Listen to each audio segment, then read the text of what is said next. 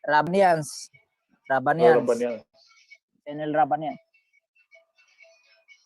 Bagaimana? Kita duluankan inilah ya acara ini. Oke, ready aku, Kina udah ready ya. Bagaimana, Mas Agus, ready? Udah ready, udah nyala. Oke, udah nyala ya. Pak Bram, kita Oke. mulai. Oke.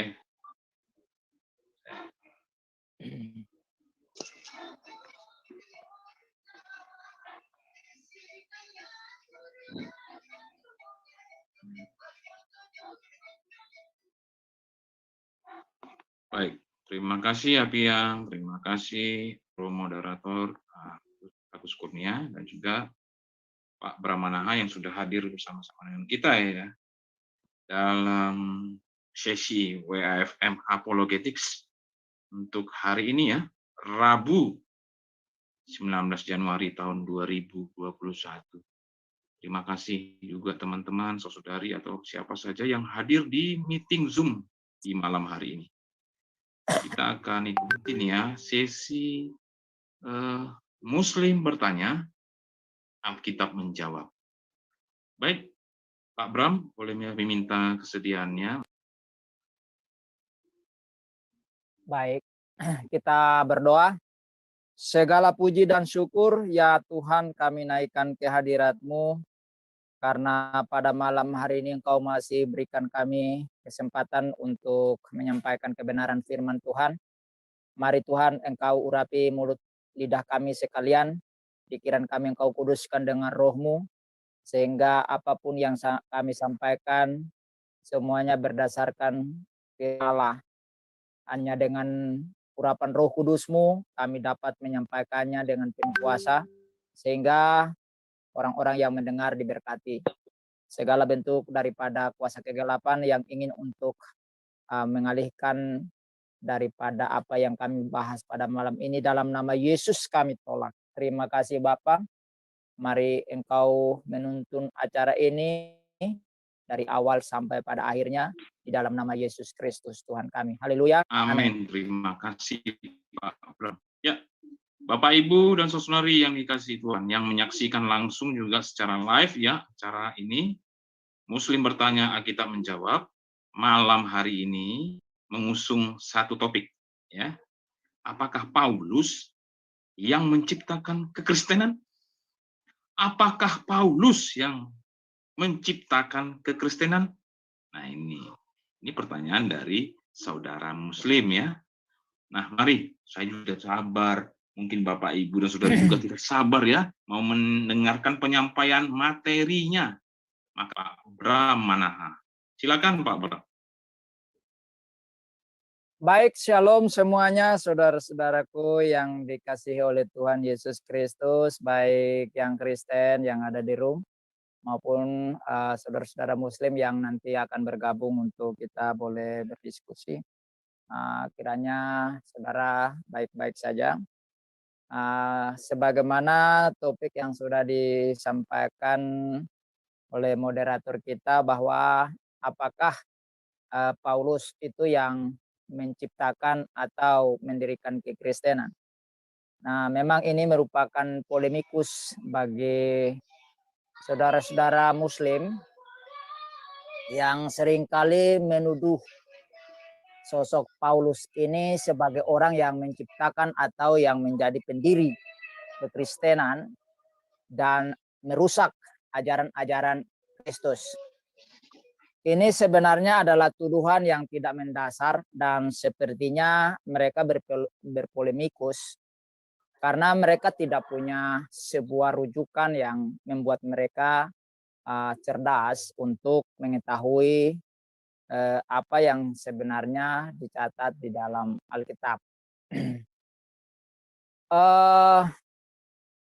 Sebenarnya Paulus bukan pendiri kekristenan.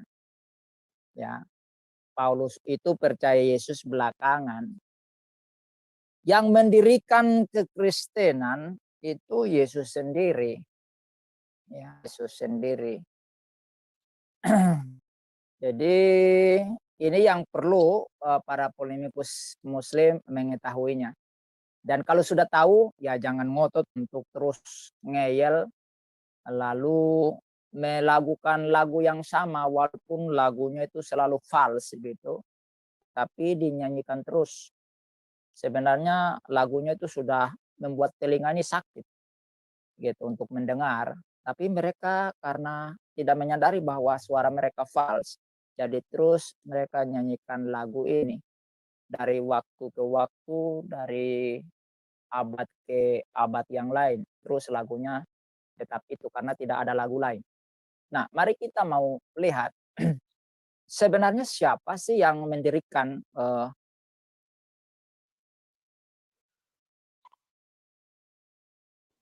16 ayat 18. Di situ dikatakan, dan aku pun berkata kepadamu, engkau adalah Petrus, dan di atas batu karang ini aku akan mendirikan jemaatku, dan alam maut tidak akan menguasainya. Nah, saudara perhatikan di sini bahwa Yesus ketika berbincang-bincang dengan Petrus, di mana Petrus ditanya, menurut kamu siapa aku ini? Lalu Petrus katakan bahwa engkau adalah Mesias, anak Allah. Dan Yesus akhirnya katakan, aku pun berkata kepadamu, engkau adalah Petrus. Kata Petrus di sini menggunakan kata Petra, bukan Petros, tapi Petra. Jadi Petra itu artinya batu besar, batu karang, batu yang sangat besar gitu. Dan Yesus katakan di atas Petra inilah aku mendirikan ya jemaatku, mendirikan eklesiaku. Ya, jadi dia mendirikan jemaatnya. Jadi Yesus yang mendirikan jemaat di atas Petra, yaitu dirinya sendiri. Makanya kekristenan itu kan mengambil ya terambil dari nama dari gelar Yesus, yaitu Kristus, artinya yang diurapi. Ya, nah jadi jelas di sini Yesus katakan bahwa aku akan mendirikan jemaatku. Jadi belum terjadi, tapi nanti.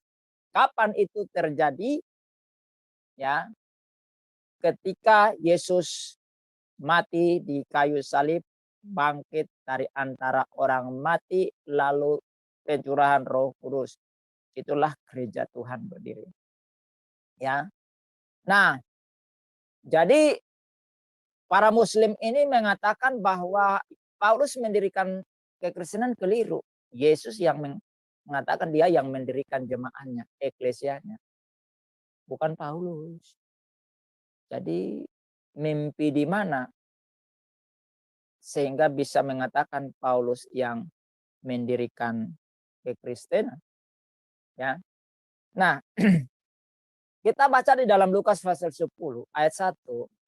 Di sana dikatakan, kemudian daripada itu Tuhan menunjuk 70 murid yang lain, lalu mengutus mereka berdua-dua mendahuluinya ke setiap kota dan tempat yang hendak dikunjunginya. Nah, jadi Yesus di sini sudah menyebutkan kelompok orang-orang yang mengikut dia itu 70 orang.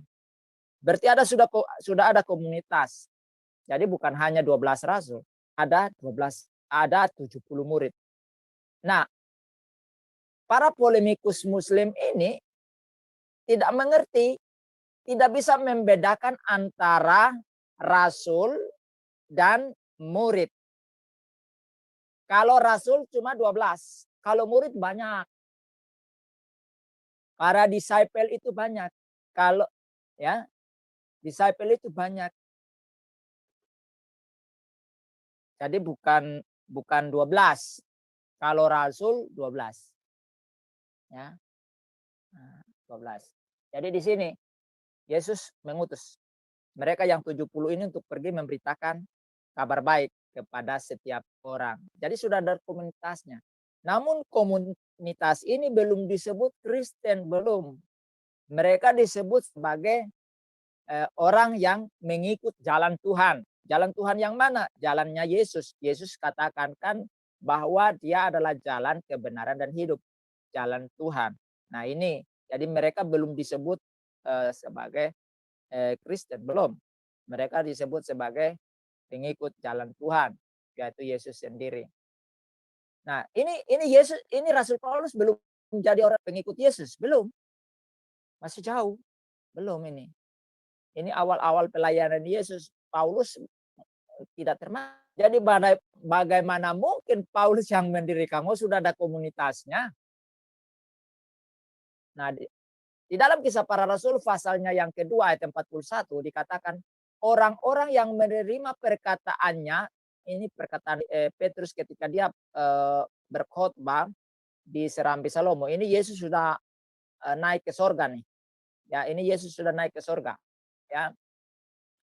Orang-orang yang menerima perkataannya itu memberi diri dibaptis, dan pada hari itu jumlah mereka bertambah kira-kira 3.000 jiwa. Lu udah 3.000 lu. Satu gedung sudah tidak muat. Pesatnya bukan main. Yesus baru beberapa hari naik ke surga. Lalu Petrus berkhotbah ya pada hari Pentakosta itu. Dan jumlah mereka bertambah menjadi 3.000 jiwa. Langsung murtad dari keyakinan mereka. Kan begitu. Jadi Kristen. Jadi ikut percaya kepada Yesus Kristus. Nah ini 3.000 bukan sedikit orang. Paulus belum ada. Paulus belum bertobat. Jadi para polemikus muslim, kalian coba buka telinga lebar-lebar. Kalau telinganya itu terganggu sehingga banyak kotorannya, mungkin sudah bernanah, beli kapas, dikorek. Dengar baik-baik bahwa ini Paulus belum bertobat. Dilanjutkan pasal 2 ayat 42. Mereka bertekun dalam pengajaran rasul-rasul dan dalam persekutuan. Dan mereka selalu berkumpul untuk memecahkan roti dan berdoa. Nah, ini sudah ada mereka. 3.000 orang itu berkumpul tiap-tiap hari. Bertekun dengan ajaran-ajaran para rasul ini. Jadi kalian itu dari mana mengatakan bahwa Paulus yang mendirikan kekristen? Lanjut pada Kisah Para Rasul pasal 2 ayat 46 dan 47. Dengan bertekun dan dengan sehati mereka berkumpul tiap-tiap hari dalam bait Allah. Tiap-tiap hari ya, bukan seminggu sekali. Bukan hari Sabat. Bukan pada hari Sabtu saja. Tapi tiap-tiap hari mereka berkumpul dalam bait Allah. Bukan kumpul ke sana untuk ngerumpi. Tapi mereka belajar firman Allah. Mereka memuji-muji Tuhan.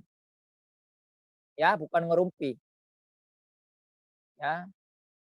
Mereka memecahkan roti di rumah masing-masing secara bergilir dan makan bersama-sama dengan gembira dan dengan tulus hati. Jadi setelah mereka pergi ke bait Allah beribadah, setelah beribadah mereka pulang, lalu mereka mengadakan fellowship, mereka mengadakan perjamuan, makan. Saling berbagi. Ya. Jadi yang punya barang, punya harta, mereka jual, lalu mereka beli makanan dan minuman, makan bersama. Inilah kehidupan orang Kristen. Makanya orang Kristen itu suka memberi. Karena memang itu adalah bagian kehidupan orang Kristen. Karena Yesus juga suka memberi.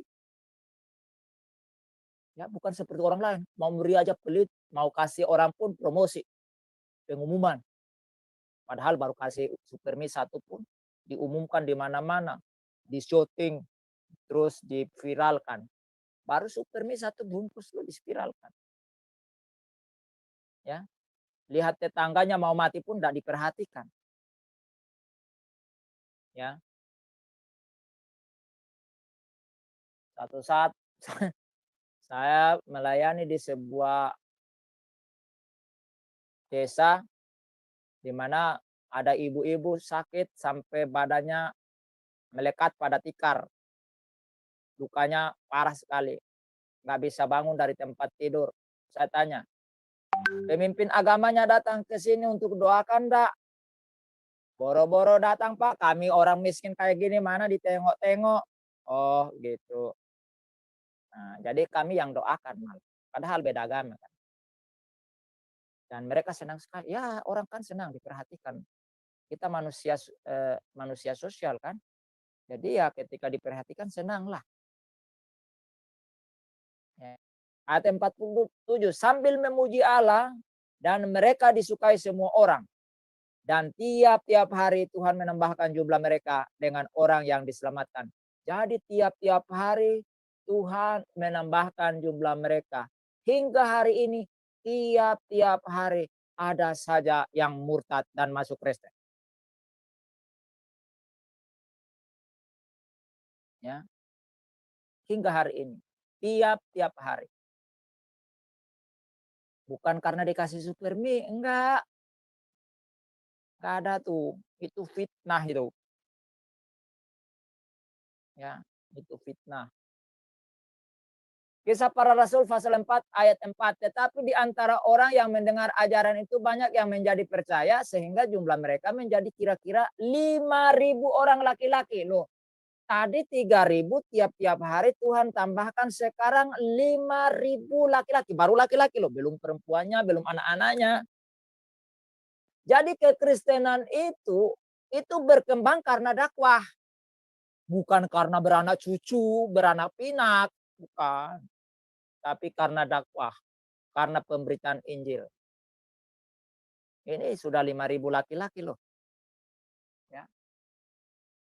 Luar biasa kan. Jadi kekristenan itu semakin dihambat, dia semakin merambat. Makanya kekristenan itu jangan dihambat. Kalau dihambat, itu kayak jamur di musim hujan. Saya seringkali keliling. Ya, dulu daerah yang tidak pernah saya lihat ada orang Kristen. Sekarang gedung gereja sudah berdiri. Dulu daerah yang dilarang Kristen tidak boleh masuk. Sekarang sudah ada gedung gereja. Semakin dihambat, semakin menjadi-jadi. Maka kekristenan jangan diusik. Karena yang bekerja adalah Tuhan. Ya, Tuhan yang menambah-nambahkan. Bukan manusia yang menambah-nambahkan. Kisah Para Rasul pasal 6 ayat 1. Pada masa itu ketika jumlah murid makin bertambah, timbullah sungut-sungut di antara orang-orang Yahudi yang berbahasa Yunani terhadap orang-orang Ibrani. Karena pembagian kepada janda-janda mereka diabaikan dalam pelayanan sehari-hari. Nah, karena pelayanan sudah melebar, sudah membeludak, jadi para rasul ini kewalahan.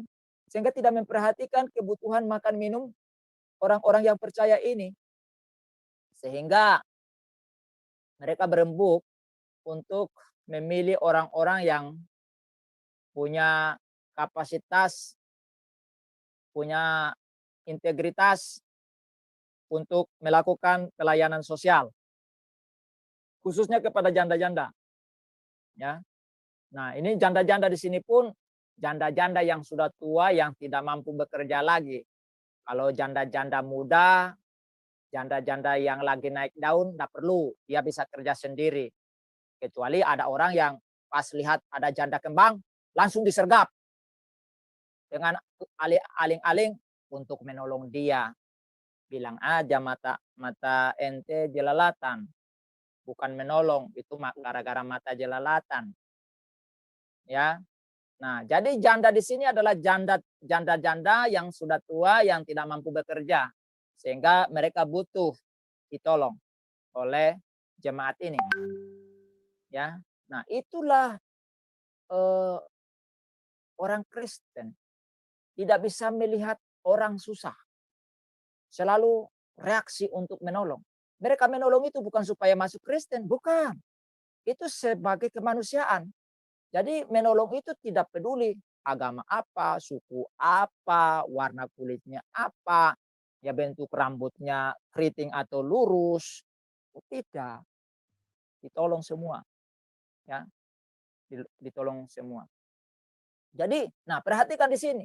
Jadi ada orang Yahudi juga yang bisa berbahasa Yunani. Makanya saudara-saudara polemikus Muslim tahu bahasa Ibrani, bahasa Yunani juga mereka tahu. Di sini dikatakan apa? Mereka berbahasa Yunani. Karena apa? Karena bahasa Yunani pada abad pertama itu adalah bahasa internasional. Seperti sekarang bahasa Inggris. Jadi kok bertanya, memangnya Yesus itu berbahasa apa? Yunani apa? Lah iya. Dia berbahasa Yunani karena bahasa Yunani bahasa internasional. Gitu loh. Nah, itulah hebatnya Yesus itu. Makanya masyarakat pada waktu itu mereka tahu 4 bahasa. Ya, bukan hanya tahu 1 bahasa. Dan Tuhan juga tahu semua bahasa itu. Jadi ketika Yesus berbahasa Yunani, ya orang tahu. Tuhan tahu. Ya kan namanya dia Tuhan. Ya tahulah. Masa Tuhan bahasa enggak tahu, jadi kalau kita berdoa harus pakai bahasa Ibrani. Memangnya Tuhan hanya tahu bahasa Ibrani? Memangnya Tuhan hanya tahu bahasa Aram? Sehingga harus kalau berdoa pakai bahasa Aram begitu? Iya, kalau saya mah pakai bahasa Aram enggak bisa. Tapi kalau Tuhan ngerti. Enggak usah pakai bahasa Aram. Pakai bahasa daerah saya juga bisa. Kalau saya ngomong di sini, pasti saudara pikir saya berbahasa roh. Ya kan? Bahasa saya itu bahasa keren loh, tapi Tuhan saya ngerti. Makanya kalau saya kadang-kadang berdoa pakai bahasa saya. Jadi engkau harus pakai bahasa Ibrani, ya. Nah, itu jadi ini orang Kristen sudah ada. Ini Paulus belum bertobat loh, belum jadi orang Kristen loh. Kekristenan sudah berkembang, sudah 5.000 laki-laki. Berarti kalau hitung-hitung perempuan sebagian dari itu anak-anak, berarti jumlahnya itu sudah hampir 15.000 orang. Padahal baru jelang hari loh. Mereka sudah berkembang begitu pesat. Makanya kekristenan itu cepat menguasai dunia. Dari tanah Palestina merebak. Yang tadinya dibenci, dibunuh, dieksekusi. Dia begitu pesat maju. Sampai hingga hari ini, kekristenan tidak pernah terkalahkan dari segi jumlah. Ayo, siapa yang bilang mayoritas minoritas? Kristen itu mayoritas, bro. Jadi jangan punya mental minoritas. Saya tidak pernah merasa saya minoritas. Oke, kalau di Indonesia mungkin kita minoritas. Tapi karena kita mayoritas di dunia, maka kita harus punya mental mayoritas. Jangan orang Kristen kok punya mental minoritas. Itu Kristen apa itu? Memangnya Tuhanmu lemah apa?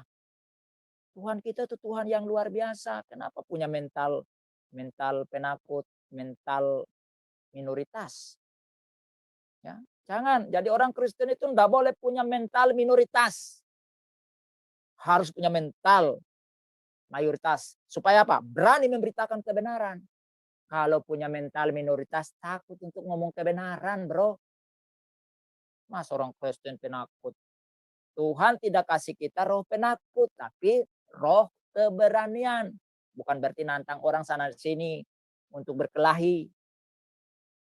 Itu, tapi berani untuk menyatakan kebenaran walaupun risikonya mungkin nyawa.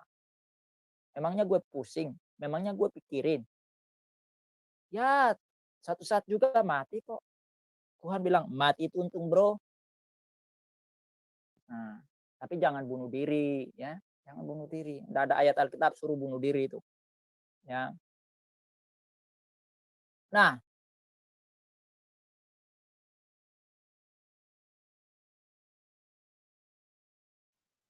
pasal 6 ayat 7. dikatakan firman Allah makin tersebar dan jumlah murid di Yerusalem makin bertambah banyak. Di Yerusalem tambah banyak. Di luar sudah tambah banyak. Membludak. Juga sejumlah imam menyerah percaya. Imam-imam lo, para syekh serahkan diri. Para imam, pemimpin-pemimpin agama menyerahkan diri. Murtad mereka lalu masuk Kristen. Hebat kan? Hebat. Hingga hari ini orang-orang yang punya kedudukan di pemerintah maupun punya kedudukan di dunia keagamaan, ya, banyak tiap hari berbondong-bondong ikut Yesus Kristus. Ayat 8. Dan Stefanus yang penuh dengan karunia dan kuasa mengadakan mujizat-mujizat dan tanda-tanda di antara orang banyak. Ini bukan rasul. Ini seorang diaken. Diaken itu orang yang membagi barang sosial tadi, ya, makanan dan minuman tadi, ya. Tapi dia bisa melakukan mujizat, ya. Seharusnya orang Kristen bisa begitu kan? Ya, kita berdoa Tuhan pasti dengar kok. Nah, kemudian, ini baru nongol mulai nongol ini, mulai Paulus menunjukkan taringnya ini, ya. Jadi tadi jumlah orang Kristen sudah banyak sekali, ya, baik di Yerusalem maupun di luar Yerusalem sudah membludak.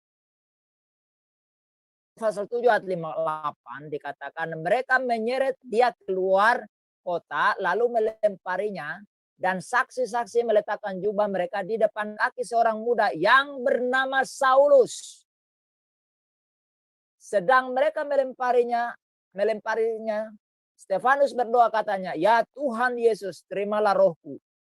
Sambil berlutut ia berseru dengan suara nyaring, "Tuhan, janganlah tanggungkan dosa ini kepada mereka." Dan dengan perkataan itu meninggallah ia. Nah, di sini Paulus jadi biang kerok pembunuhan terhadap Stefanus. Mana bisa dia yang mendirikan gereja? Dia yang bunuh kok. Dia yang membunuh pengikut Yesus. Aduh, jadi para polemikus lah. Otaknya itu kalau bisa diperiksa dulu lah. Kayaknya ada yang agak terganggu. Ya, jadi di sini Paulus justru membunuh salah satu diaken terbaik dari pengikut Yesus Kristus.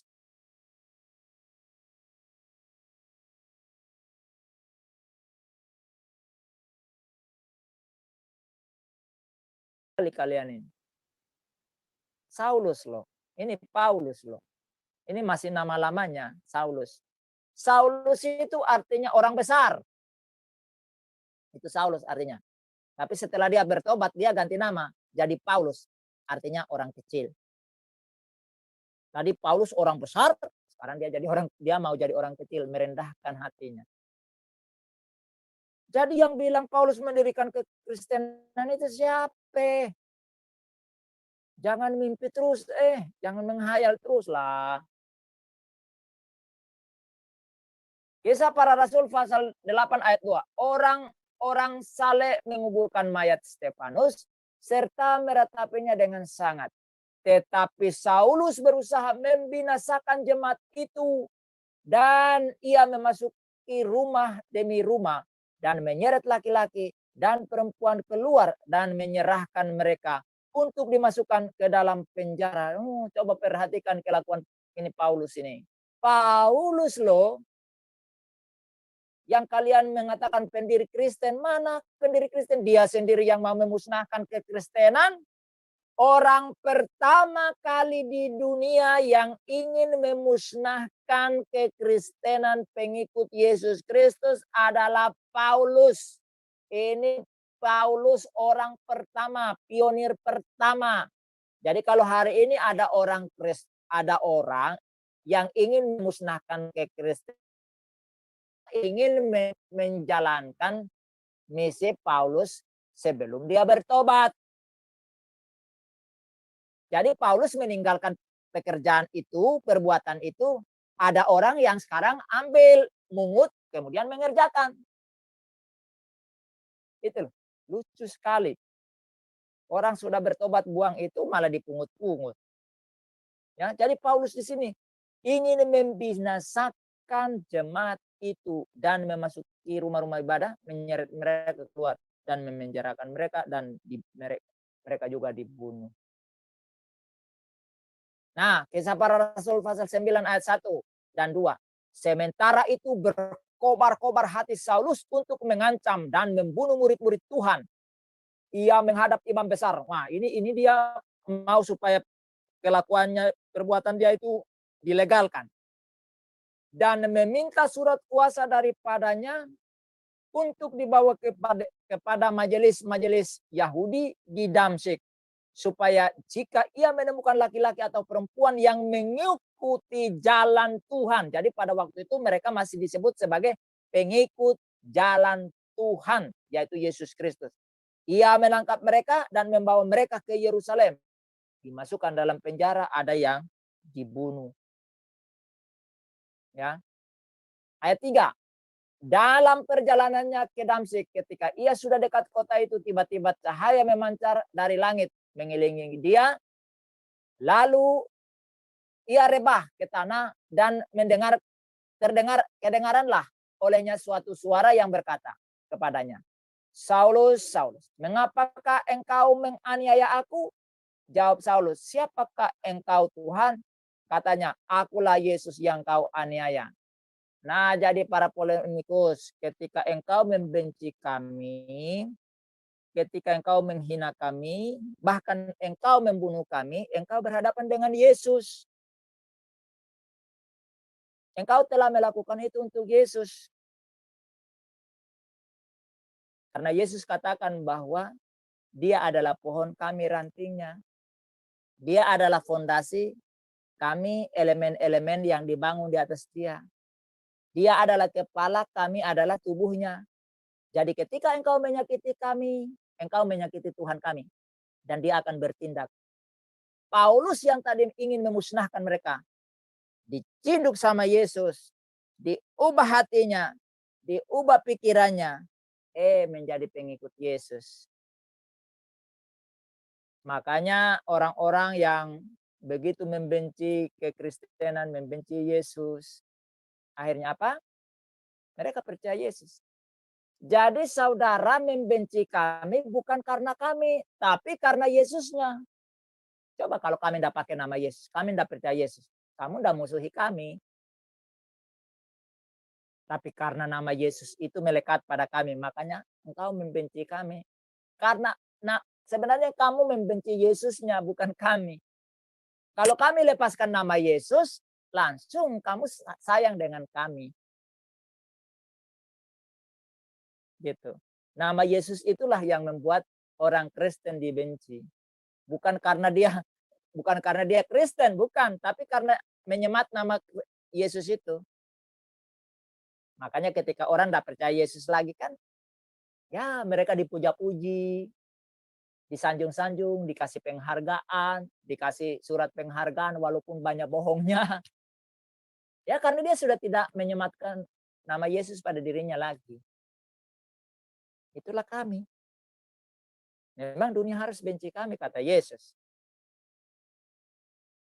Yesus katakan, kamu dibenci oleh karena aku.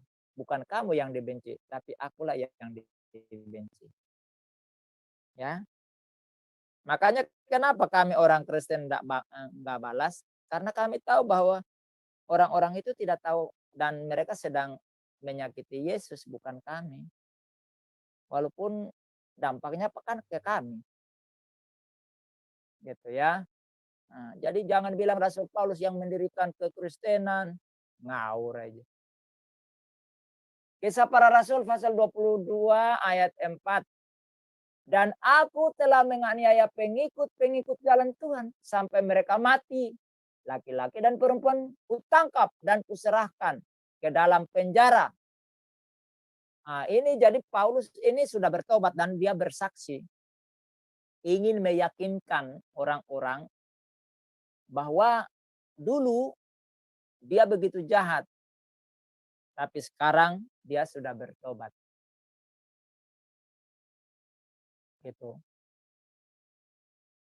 Nah, jadi setelah dia bertobat, dia tidak begitu saja langsung diterima oleh para pengikut Yesus. Karena mereka tahu bahwa dia ini bengis. Sehingga mereka harus hati-hati. Jangan-jangan dia ini munafik gitu kan. Tahu-taunya kita sudah dekat, digorok lagi gitu. Jadi murid-murid, ya pengikut Yesus itu hati-hati dengan Paulus awalnya. Nah, akhirnya karena dia dicari-cari oleh orang Yahudi dan mau dibunuh juga, dia lari kembali ke tempat kelahirannya di Tarsus. Jadi di Tarsus itu tempat dia lahir. Paulus itu lahir di Tarsus, ya, orang Yahudi yang lahir di Tarsus. Nah, karena dia dicari-cari oleh orang Yahudi, ya, akhirnya dia lari pergi ke Tarsus dulu, ya. Kemudian setelah di sana baru dia dipanggil, ya. Di dalam Kisah Para Rasul pasal 11 ayat 25 dan 26 dikatakan, lalu pergilah Barnabas ke Tarsus untuk mencari Saulus, dan setelah bertemu dengan dia, ia membawanya ke Antiokhia, ya. Jadi Paulus setelah bertobat, dia belum bisa diterima nih, jadi dia pulang kampung, ya, untuk sementara menenangkan diri dulu, ya kan, biar keadaan sudah agak kondusif baru dia balik. Tapi Barnabas yang adalah sudah jadi pengikut Yesus ini, dia ingat nih Paulus ini penting nih. Akhirnya dia jemput Paulus ke Tarsus. Jadi justru Barnabasnya lah yang sudah jadi pengikut Yesus yang dia datang ajak Paulus. Itu sudah ada orang Kristen loh. Ya. Nah, lalu dia bawa ke Antiokhia. Biar Paulus bantu Barnabas untuk ngajar, menginjil di Antiokhia.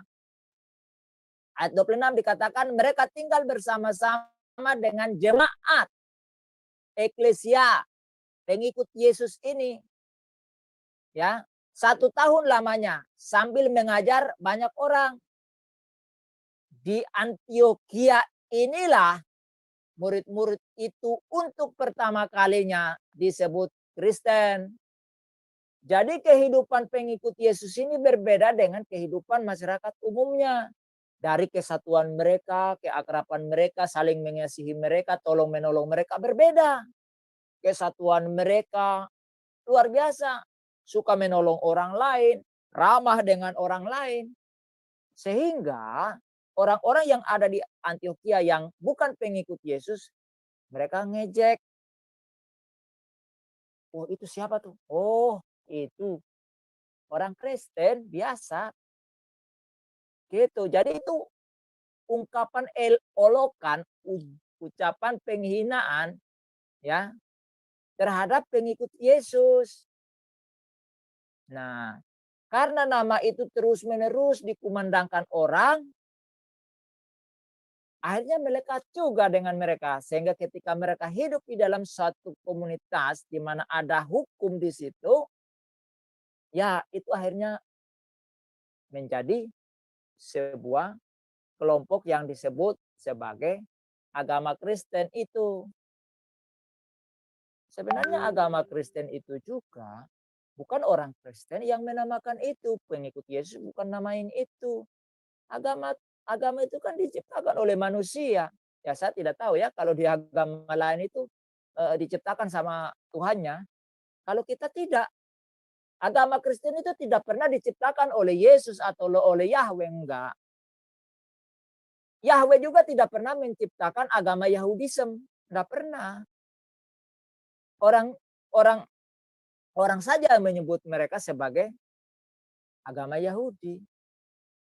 Bukan Tuhan yang kasih agamamu Yahudi ya, agamamu Kristen ya, enggak ada. Memangnya Tuhan enggak ada urusan sehingga harus membentuk sebuah agama gitu. Lama-lama nanti dia juga menciptakan partai politik dan seterusnya. Tidak ada urusan Tuhan itu menciptakan agama. Di kekristenan itu enggak ada Tuhan menciptakan agama. Jadi kalau kamu menuntut supaya Yesus punya agama, waduh, konyol sekali. Ya. Nah, itu konyol sekali. Nah, jadi sebenarnya kata Kristen itu sendiri adalah kata olokan terhadap pengikut-pengikut Yesus. Begitu, ya. Nah, nama Kristen itu sendiri diambil dari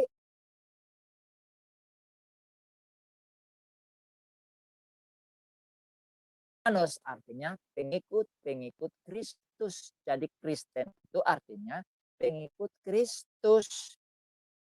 Masa Yesus yang mendirikan kekristenan? Tidak ada Yesus mendirikan kekristenan. Tapi orang yang mengikuti Yesus itulah disebut sebagai Kristen. Ya, contohnya misalnya Afganisme. Ya, Afganisme itu artinya orang-orang yang follow terhadap Afgan, penyanyi Afgan itu loh.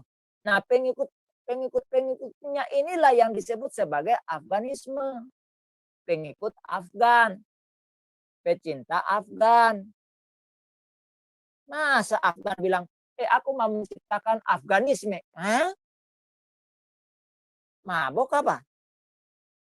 Afgan tidak pernah mencetuskan suatu kelompok namanya Afganisme itu. Nggak ada. Plato itu tidak pernah mengatakan, aku punya kelompok Platonisme. Enggak. Orang-orang yang mengikuti pahamnya Plato disebut sebagai Platonisme. Orang-orang yang mengikuti pahamnya Soekarno disebut sebagai Soekarnoisme. Gus Durian. Itu artinya orang-orang yang cinta dengan Gus Dur, mengikuti ajaran Gus Dur.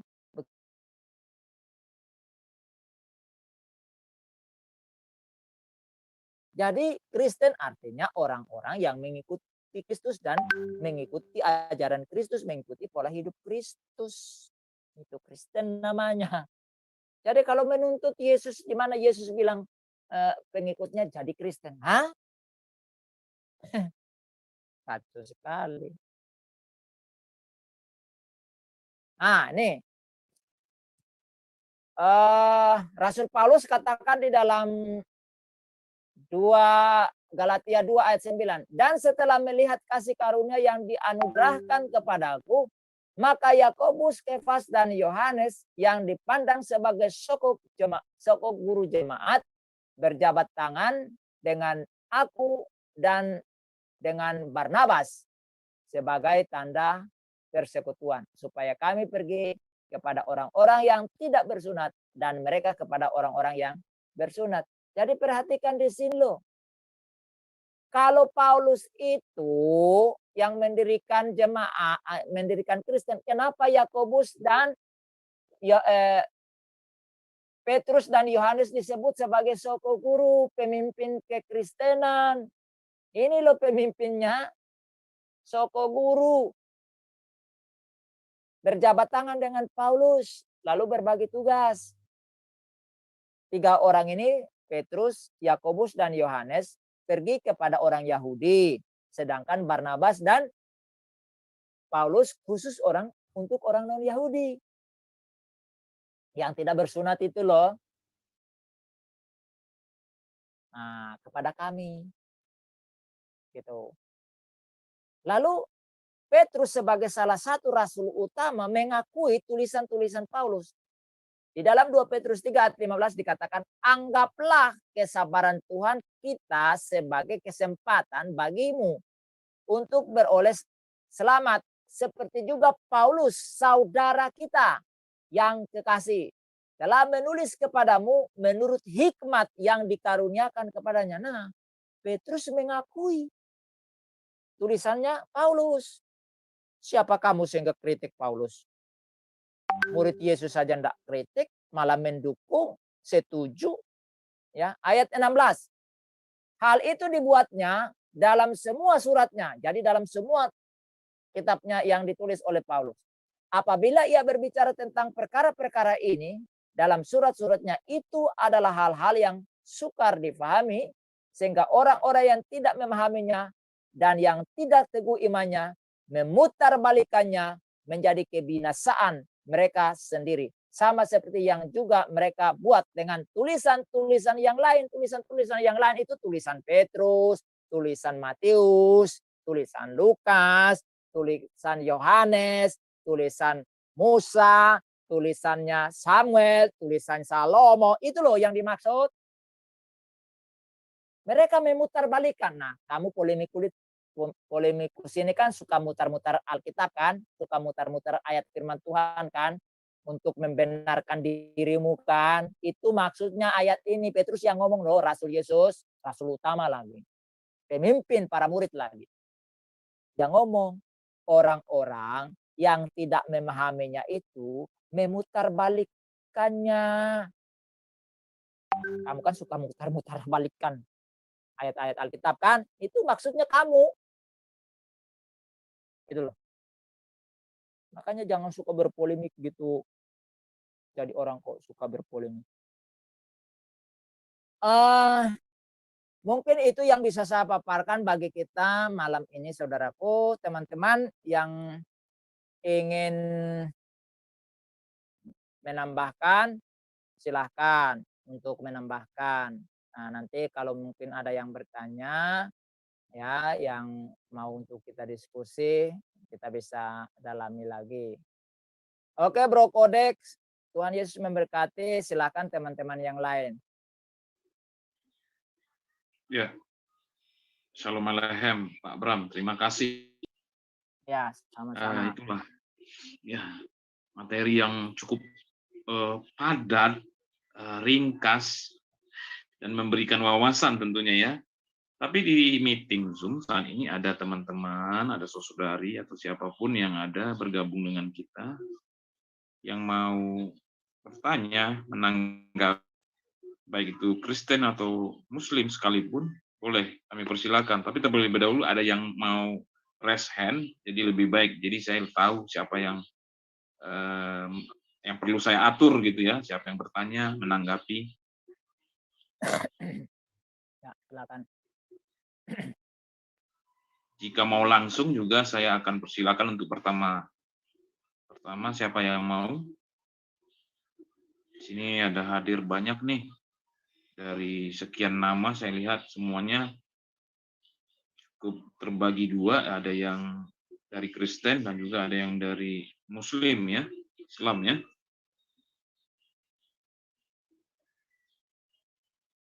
Sebelum ke Bapak Ibu yang mau menanggapi, menambahkan, saya bertanya dulu ke Pak Bram. Karena tadi ada ayat nih Pak Bram. Ayat yang mengatakan seperti itu, di atas batu karang ini didirikan jemaat. Ya. Itu asli memang perkataan Yesus sendiri, Pak? Ya. Ya, perkataan Yesus. Oke. Nah, ini udah ada yang raise hand, Pak. Pak, ya, udah ada yang raise hand. Silakan Billy Joe.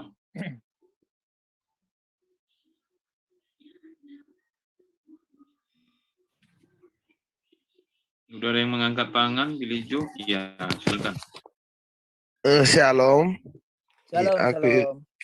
Shalom Pak Yusuf, ini mau sedikit pertanyaan ini. Yang sering dipertanyakan, siapa yang mengangkat Rasul Paulus itu menjadi rasul? Kira-kiranya untuk bisanya dijawab pertanyaan seperti itu. Terima kasih. Oh iya. Yesus Kristus ya. Jadi rasul itu, nah ini, rasul itu adalah orang yang bertemu langsung dengan Yesus dan Yesus yang mengutus mereka. Ya. Itu yang disebut dengan rasul, ya. Jadi pengertian rasul bagi kekristenan itu berbeda loh ya dengan saudara-saudara di Muslim, beda dengan para polemikus ini, beda. Jadi orang Kristen harus tahu terlebih dahulu rasul di dalam kekristenan dengan rasul di dalam Islam. Kalau rasul dalam kekristenan adalah orang yang berinteraksi langsung, dipilih langsung oleh Yesus, dan Yesus yang mengutus mereka, itulah yang disebut dengan rasul. Rasul. Orang yang pertama kali di dunia dan setelah itu tidak ada lagi yang punya rasul selain Yesus Kristus. Jadi kalau ada rasul-rasul lain ya enggak tahu, itu ngambil dari mana, ngikut dari mana, nggak ngerti saya. Tapi orang pertama yang punya rasul adalah Yesus, dan setelah itu tidak ada yang raja yang memanggil utusan itu sebagai rasul, itu nggak ada. Memang mereka disebut sebagai utusan, tapi tidak disebut sebagai rasul. Rasul itu hanya Yesus Kristus saja yang memanggil murid-muridnya sebagai rasul. Gitu. Kalau ada yang pernah menemukan sumber bahwa ada orang lain yang punya rasul, tunjukkan sama saya. Gitu. Tidak ada selain dari Yesus Kristus. Jadi Yesus Kristus itu punya 12 rasul, kemudian satu pengkhianat, bunuh diri, lalu harus terpenuhi untuk 12 itu. Maka Tuhan Yesus memilih lagi Paulus. Memang para murid waktu itu terjadi kekosongan, sehingga para murid ini mereka berinisiatif untuk memilih salah satu dari murid, ya bukan rasul ya, dari 70 murid tadi, untuk menggantikan posisi Yudas dengan cara membuang undi. Dan oleh Roh Kudus akhirnya Matias yang terpilih menjadi pengganti daripada Yudas Iskariot. Tapi itu kan para murid yang memilih. Nah, setelah itu baru Yesus memilih Paulus untuk menggantikan posisi itu. Gitu. Jadi itulah yang disebut dengan rasul. Gitu. Kalau perjanjian lama, kalau pada zamannya sebelum Yesus sampai zaman Musa itu nggak ada rasul. Yang ada itu nabi, nggak ada rasul. Jadi tiba-tiba kok Adam itu jadi rasul, itu bagaimana? Gak ngerti saya. Gitu. Memang makna daripada nabi dan rasul itu sama-sama utusan. Tapi tidak pernah dalam perjanjian lama itu sebelum Yesus itu ada rasul, itu nggak pernah ada. Nggak pernah. Gitu, brother. Kalau sumber ayatnya Begini, tidak ada dalam Kisah Para Rasul, ya. Sepertinya saya harus membuat ini. Mungkin yang dimaksud adalah juga disertakan juga ini tanda-tanda kerasulan Saulus ini apa, Pak? Untuk menyempurnakannya, apa tanda-tanda kerasulan dari Paulus atau Saulus? Tidak ada di dalam Alkitab tanda rasul itu seperti apa. Nggak ada. Apakah dia ada benjolan di pipinya atau di kakinya? Nggak ada. Rasul itu nggak ada tanda-tanda, dipakai tanda-tanda. Kecuali nanti ini tanda ini menyertai kamu ketika memberitakan Injil. Yaitu melakukan mujizat, ya kan? Diracun orang pun ya tidak mampan. Nah itu gitu. Tapi itu bukan tanda-tanda khusus, bukan. Tapi itu berbicara tentang kuasa yang menyertai mereka. Jadi kalau mereka udah buat mujizat, percaya dong. Kan begitu. Nah, para murid ini melayani di berbagai tempat, mereka lakukan mujizat itu. Contoh, Rasul Paulus waktu digigit oleh ular tedung, ya, ular semacam sebangsa ular kobra. Orang pikir pasti mati, tetapi enggak, malah ularnya yang mati. Gitu. Nah, itu bukti bahwa Paulus disertai oleh kuasa Tuhan. Ya. Yohanes melakukan mujizat. Petrus melakukan mujizat. Gitu. Siapa itu? Yohanes itu. Saudara mau tahu? Itu digoreng oleh Kaisar Nero dalam wajan kayak goreng pisang loh, kayak goreng ikan teri loh. Gak mati dia. Itu sebuah mujizat. Makanya Nero kesal lalu membuang ke Pulau Patmos. Kalau seperti kita sekarang itu Pulau Kambangan. Jadi orang di sana disuruh untuk kerja paksa dengan tujuan apa? Dia mati perlahan di sana. Taunya di sana ketemu dengan Yesus lagi. Sehingga dikasih kepercayaan untuk menulis kitab Wahyu. Begitu. Jadi semua murid itu luar biasa. Di mana-mana. Ya. Gini, itu dari definisi kata rasul, apostolos itu kan artinya utusan atau orang yang diberi tugas. Nah, kenapa Paulus disebut rasul? Ya, karena dia dikasih tugas juga kan, khusus untuk orang-orang non-Yahudi. Kan di dalam Oke, Kisah nah ini Para masih Rasul. Ya. Ini Pak, kenapa saya bilang itu? Berarti kan ada yang pihak mengutus dan diutus kan udah jelas. Kalau yang pengutusnya siapa dan yang diutus adalah siapa, kemana, di mana. Jadi dalam fakta dan ini jelas gitu ya Pak. Ya, ya. Iya, jadi Yesus yang memang Kisah Para Rasul, coba di share screen, Bro. Kisah Para Rasul pasal 9.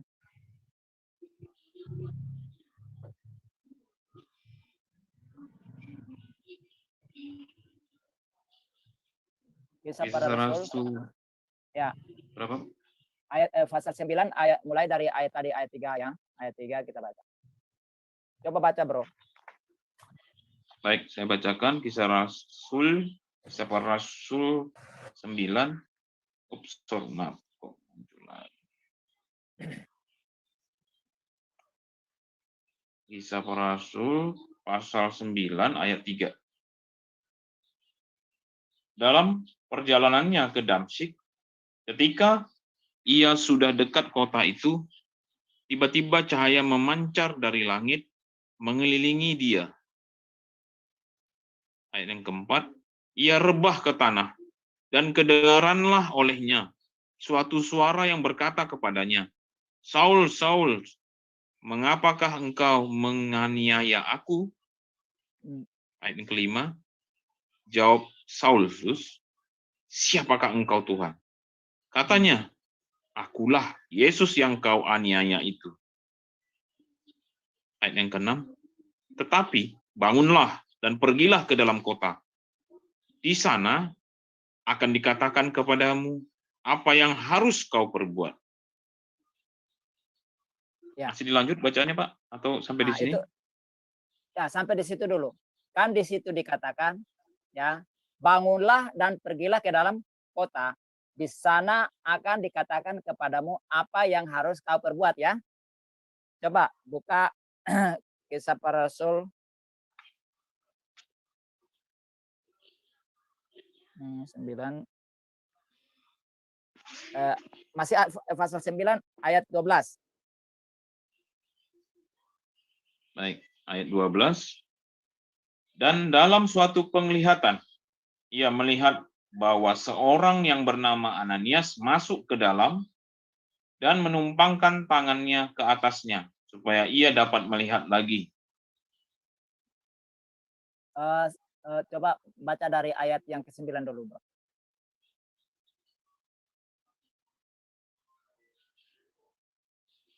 Ya, mulai dari ayat 9, 10, dan 11. Oke. Ayat 9 hingga 11. Ya. 3 hari lamanya ia tidak dapat melihat, dan 3 hari lamanya ia tidak makan dan minum. Ayat 10. Di Damsyik ada seorang murid Tuhan bernama Ananias.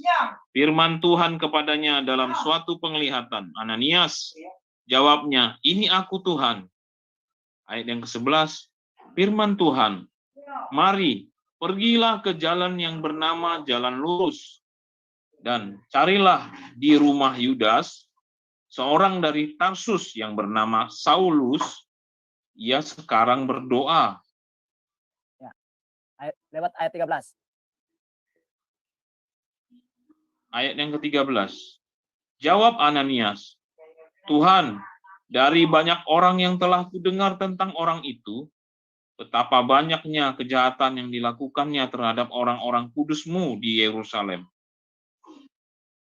Terus. Ayat yang ke-14.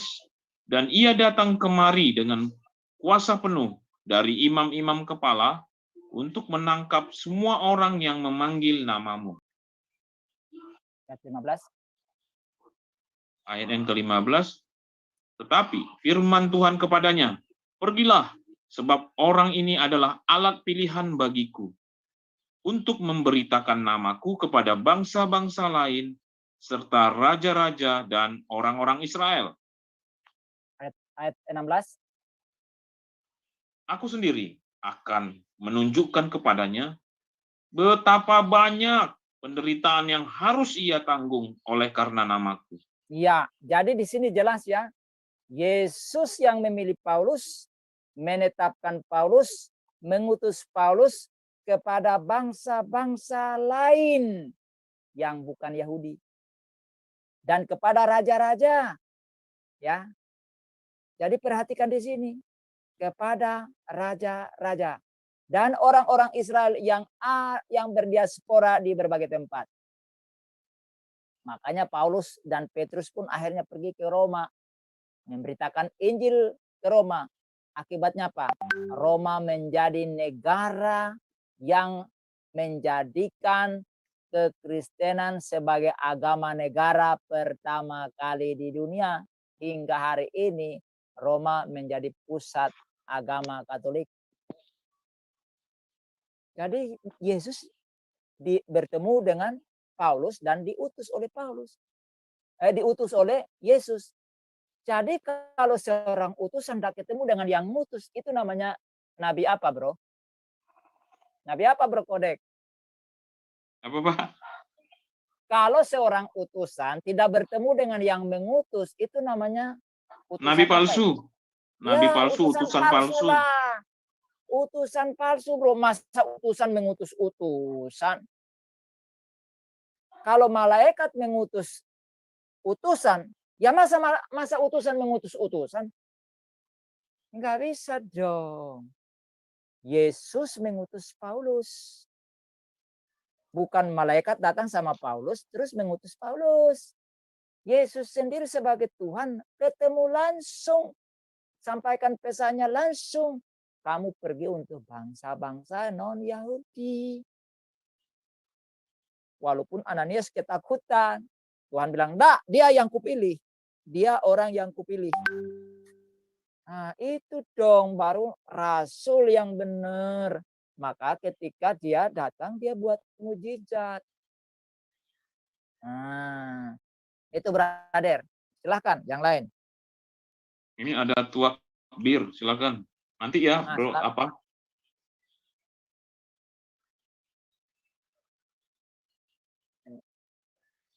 Ada tuak bir yang raise hand. Kami persilakan. Mau bertanya atau menanggapi atau bagaimana? Mau bagi bir. Mau bagi bir? Kenapa harus bawa bir malam-malam? Boleh Silakan, perkenalkan brother. diri lah. Iya, Pak Bram, boleh perkenalkan diri lalu apa pertanyaan atau tanggapannya.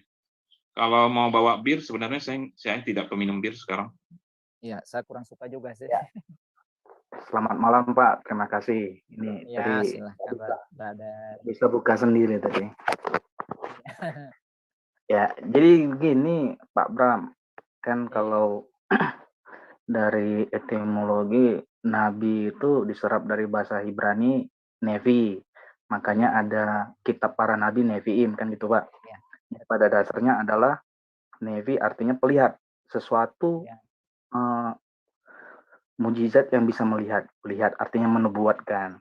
Nah, kalau tanggapan dari Pak Bram, apakah Paulus itu bisa disebut sebagai nabi juga kan gitu Pak? Itu satu. Karena Paulus banyak juga memberikan eskatologi, suatu semacam wahyu juga bahwasanya di kerajaan 1000 tahun itu tercatat di 1 Korintus 15 ya. Kerajaan 1000 tahun. Terus Paulus juga mencatat bahwasanya antikristus akan berkuasa di bait suci. Dia akan masuk ke ruang maha kudus. Itu kan salah satu penglihatan kan gitu ya Pak ya. Nah, itu nubuat dari Rasul Paulus. Kan kalau di iman Kristen kan tahu sendiri Pak. Kita kan berbeda sama seberang nih.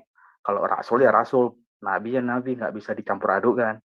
Tetapi ada sebagian yang memiliki karakter nabi dan rasul kan gitu ya Pak ya. Nah, contohnya begini kan, kalau dalam bahasa Inggrisnya rasul ya apostel, kalau nabi profet, kalau yang lain kan apostol dianggap pukul rata aja sama kan gitu. Yang membedakan cuma kalau nabi itu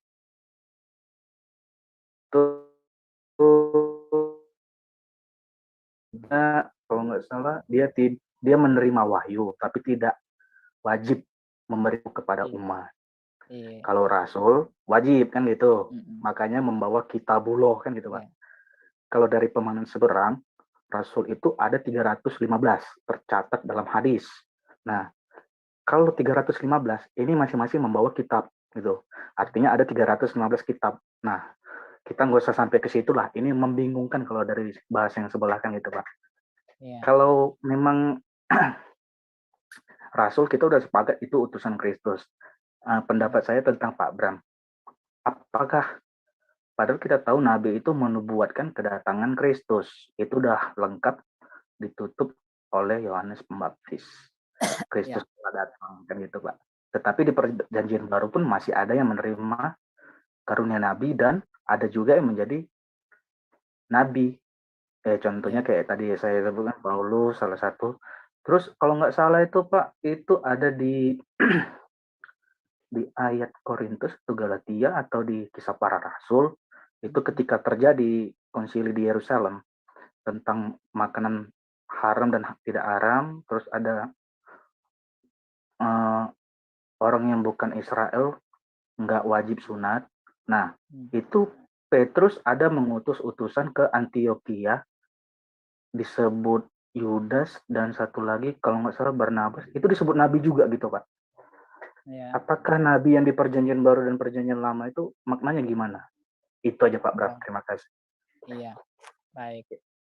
Ya, memang kalau nabi itu spesifikasinya memang pelihat ya. Nabi itu pelihat. Jadi mereka itu bisa melihat langsung semacam virtual gitu.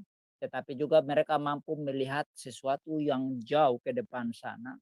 Itu yang disebut sebagai nubuat. Ya. Jadi ada dua penglihatan ya. Penglihatan yang waktu itu mereka melihat sesuatu semacam ditunjukkan alam lain yang tidak dilihat orang, tetapi juga melihat masa depan. Itu yang disebut sebagai nubuat itu ya. Jadi mereka mampu melihat sesuatu di depan yang Tuhan tunjukkan ke mereka bahwa nanti ke depan itu ada sesuatu terjadi gitu. Nah, gitu. Itu untuk nabi ya. Nah, memang Rasul Paulus sendiri tidak disebut secara vulgar bahwa dia adalah seorang nabi ya, karena di dalam Kisah Para Rasul pasal 13 itu memang dikatakan di situ secara ambigu ya, dikatakan di situ pada waktu itu dalam jemaat di Antioquia ada beberapa nabi dan pengajar, yaitu Barnabas,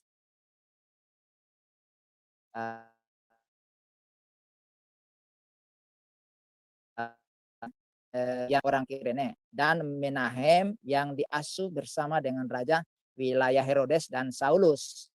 Nah, memang ada beberapa orang ini disebut, tapi di situ kan tidak disebutkan secara apakah Paulus ini termasuk nabi atau pengajar, karena di situ tidak dibuat apa ya spesifikasinya ya, tidak ada.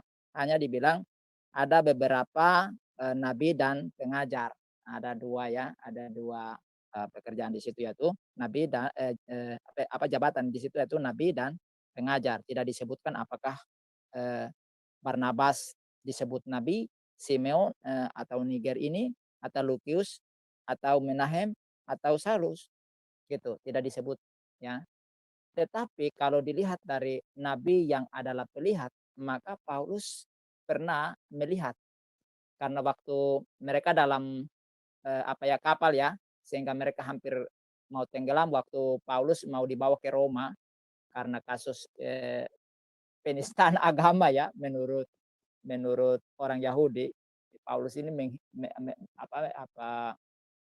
menista agama gitu dengan mereka menuding dia ya menyimpangkan ajaran Taurat lah begitu ya. Nah, di tengah perjalanan itulah kapal yang mereka tumpang itu kena badai, sehingga hampir tenggelam. Sebelum tenggelam itu malamnya itu Tuhan datang kepada Paulus. Jadi Paulus melihat ada sebuah penglihatan di situ. Jadi paginya dia katakan, "Tidak usah takut. Ya, tidak ada satu orang pun yang akan binasa dari kapal ini. Hanya kapal ini yang akan rusak." Dan memang itu terjadi. Itu terjadi. Jadi kalau dikatakan dia adalah nabi, ya karena dia juga ada penglihatan yang dia lihat. Dan Paulus juga ada penglihatan yang dia lihat. Salah satunya tadi bertemu dengan Yesus, itu juga penglihatan juga, gitu ya. Nah, jadi bisa dibilang nabi, kita bisa terima karena di sini kan tidak ada spesifikasi. Jadi ketika dibilang dia nabi, ya kita tidak bisa menyalahkan. Karena Paulus sendiri pun tidak pernah menyebut dirinya nabi. Hanya dia katakan dia adalah rasul. Tidak pernah dia katakan dirinya nabi. Oke, itu brother. Mungkin ini Pak Bram ada ayat dari Alkitab yang bisa di-share di screen. Mungkin apa? Kisah Para Rasul 13 ayat 1. Itu ayat yang mengindikasikan Paulus sebagai nabi. Itu di situ di dalam ayat itu. Cuma ayat itu saja yang ada. Gitu. Kalau dikomparasikan dengan penglihatan dia waktu malam ketika dalam pelayaran itu, bisa dikomparasikan dengan situ sehingga dikatakan Paulus adalah nabi, bisa. Gitu. Tapi dari mulut Paulus sendiri tidak pernah ya mengatakan dia adalah nabi. Yang sering dia ucapkan adalah dia adalah rasul, utusannya Kristus. Gitu.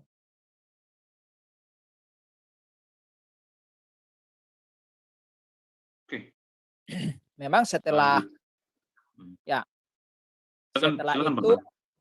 setelah itu memang di dalam perjanjian baru itu ada nabi-nabi, ya, ada Nabiah, ada juga ya seperti Nabi Agabus, ya, itu ada.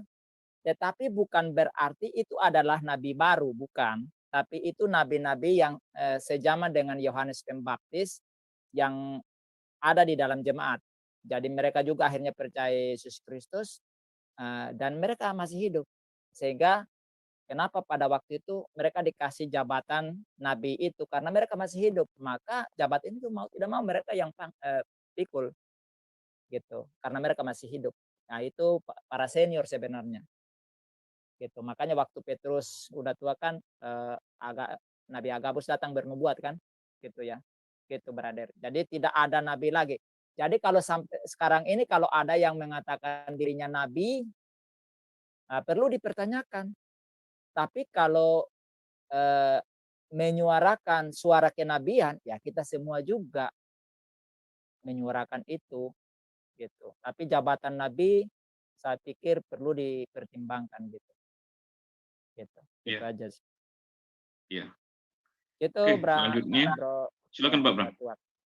Ya. Masih ada yang mau disampaikan? Silakan Pak Bram. Enggak. Saya ucapin terima kasih ke ini, Bro Bir. Iya. Iya. Selanjutnya udah bisa nih Pak Bram. Untuk selanjutnya. Penanya berikutnya ini adalah Nadikmon Ben Gurion. Bagaimana Pak Bram? Lanjut. Apa pertanyaannya? Silakan Nadikmon, perkenalkan diri dan apa pertanyaannya?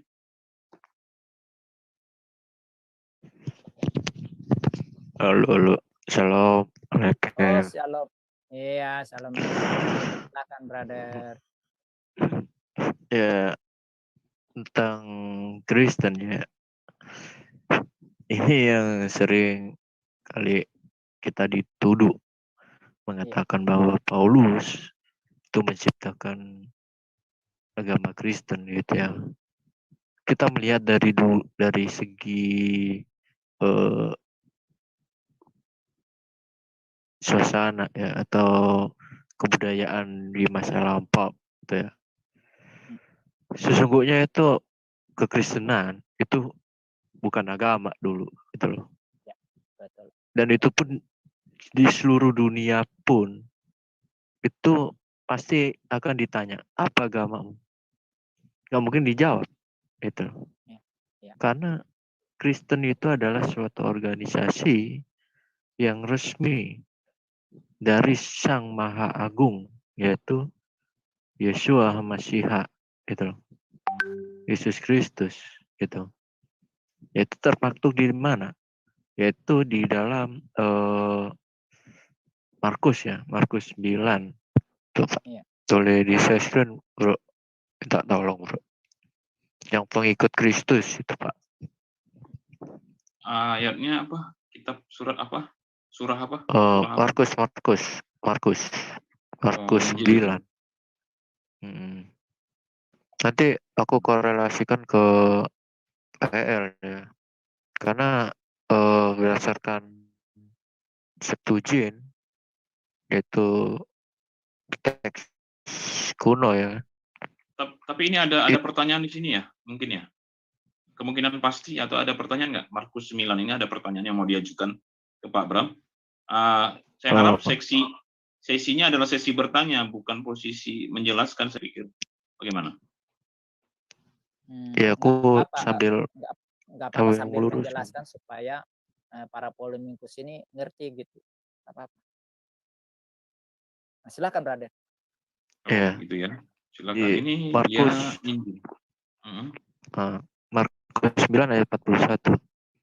Di situ kan tertulis siapa memberi kamu minum secangkir air oleh karena kamu adalah pengikut Kristus, ia tidak akan kehilangan upahnya.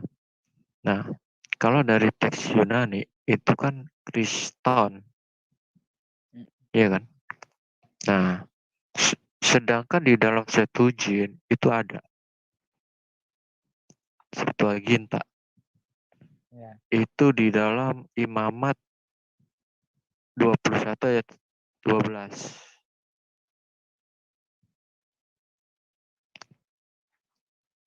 Imamat berapa? Imamat 21 ayat 12.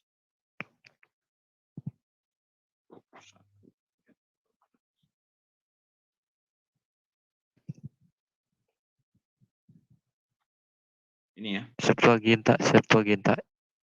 Septuagintanya dulu, bro. Di situ akan muncul nama Kriston bawahnya. Terus Ya, ada Kristen. Nah, Imamat itu Imamat 21 ayat 12. Ya, ada Kriston.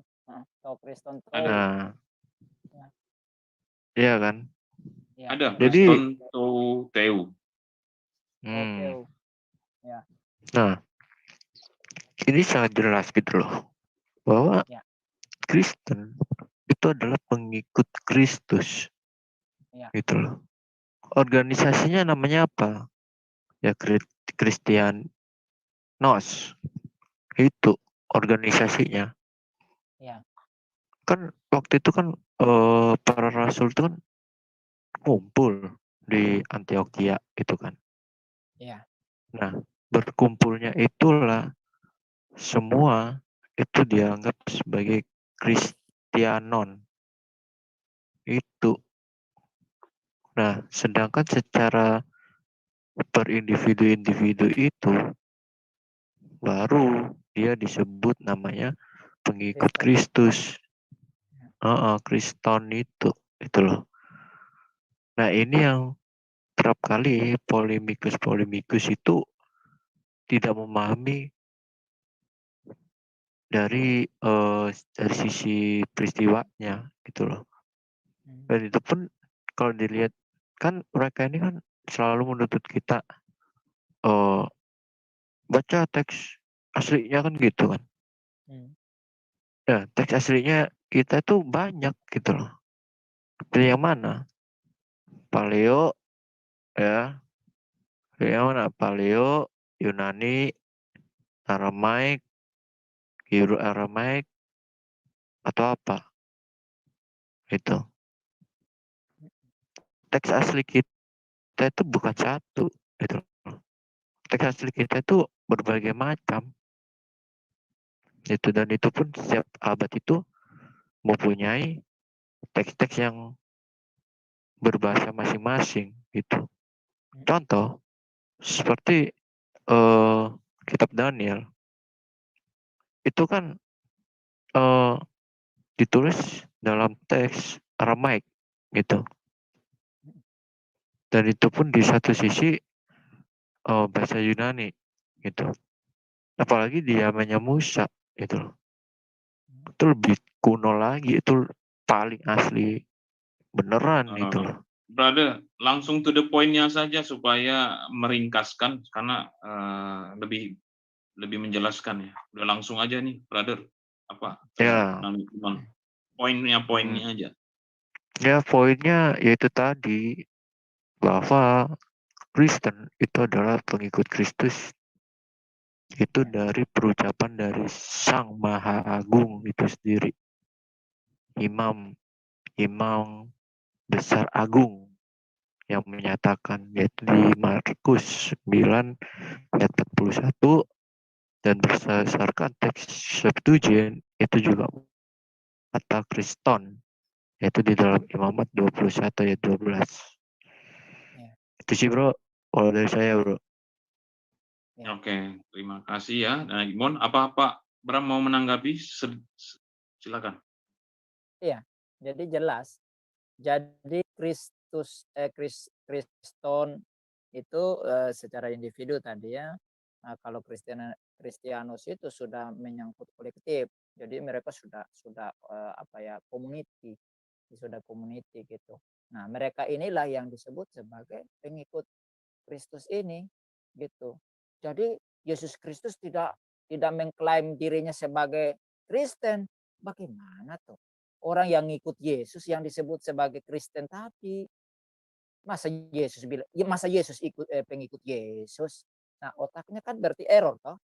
Ya kan? Jadi misalnya saya ini ada di sini, banyak orang ikut saya.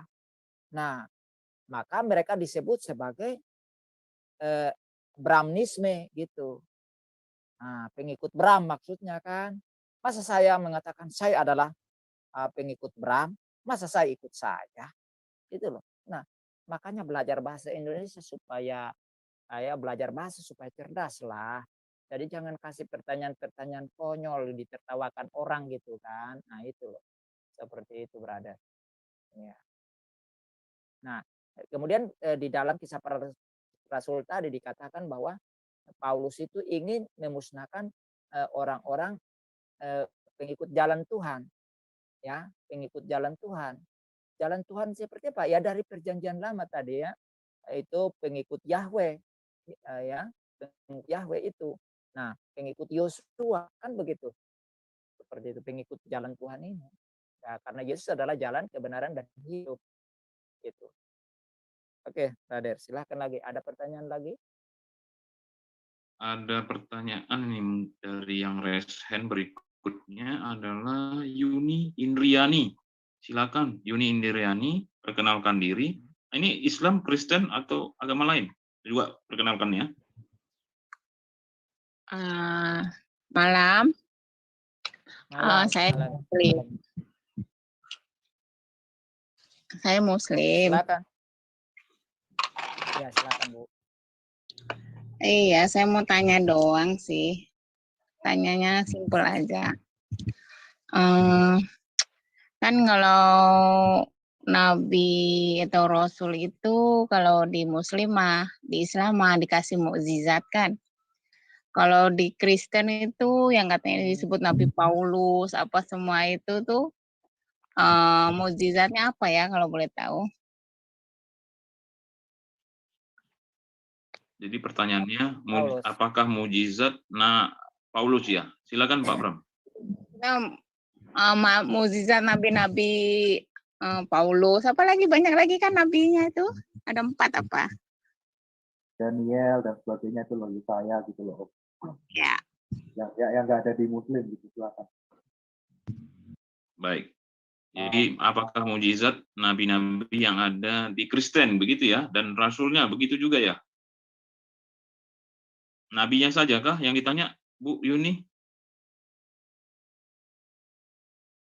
Halo, Ibu Yuni menanyakan apakah mujizat dari nabi yang ada di Kristen begitu maksudnya? Sehingga Ibu mengatakan itu Paulus juga nabi gitu ya? Oke, kami kembalikan Ya, Pak Bram.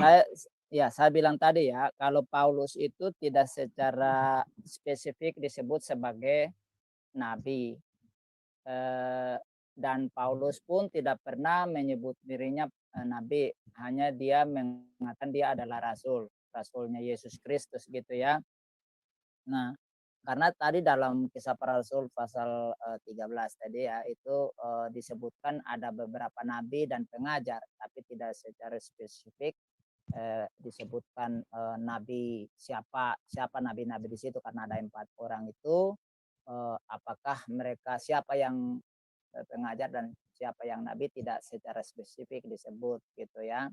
Oke, tapi katakanlah saya bilang tadi kalau dikomparasikan dengan Paulus juga kan pelihat ya, karena dia melihat Tuhan waktu malam itu datang kepadanya gitu.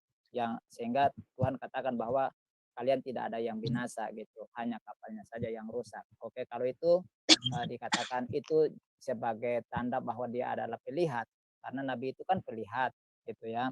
Nah, lalu mujizat apa? Nah, buka brother Kisah Para Rasul 28.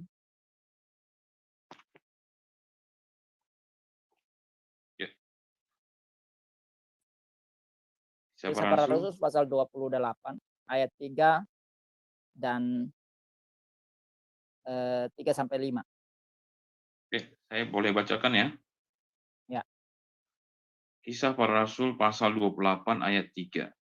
Ketika Paulus memungut seberkas ranting-ranting dan meletakkannya di atas api, keluarlah seekor ular beludak karena panasnya api itu, lalu menggigit tangannya. Keempat, ketika orang-orang itu melihat ular itu terpaut pada tangan Paulus, mereka berkata seorang kepada yang lain, orang ini sudah pasti seorang pembunuh, sebab meskipun ia telah luput dari laut, ia tidak dibiarkan hidup oleh Dewi Keadilan. Ayat yang kelima, tapi Paulus mengibaskan ular itu ke dalam api, dan ia sama sekali tidak menderita sesuatu. Ayat yang ke-6, namun mereka menyangka bahwa ia akan bengkak atau akan mati rebah seketika itu juga. Tapi sesudah lama menanti-nanti, mereka melihat bahwa tidak ada apa-apa yang terjadi padanya. Maka sebaliknya mereka berpendapat bahwa ia seorang dewa. Jadi perhatikan di situ ya. Ini ular berbisa yang mematikan menggigit Paulus. Tapi Paulus sudah mati. Bahkan orang itu karena dia tidak apa-apa, terjadi mujizat, orang itu berpikir bahwa dia adalah dewa. Gitu. Nah, jadi ini membuktikan bahwa Paulus ada mujizatnya. Nah, ya. Belum lagi dia bagaimana dengan bayangannya pakai sapu tangan ya, sapu tangan.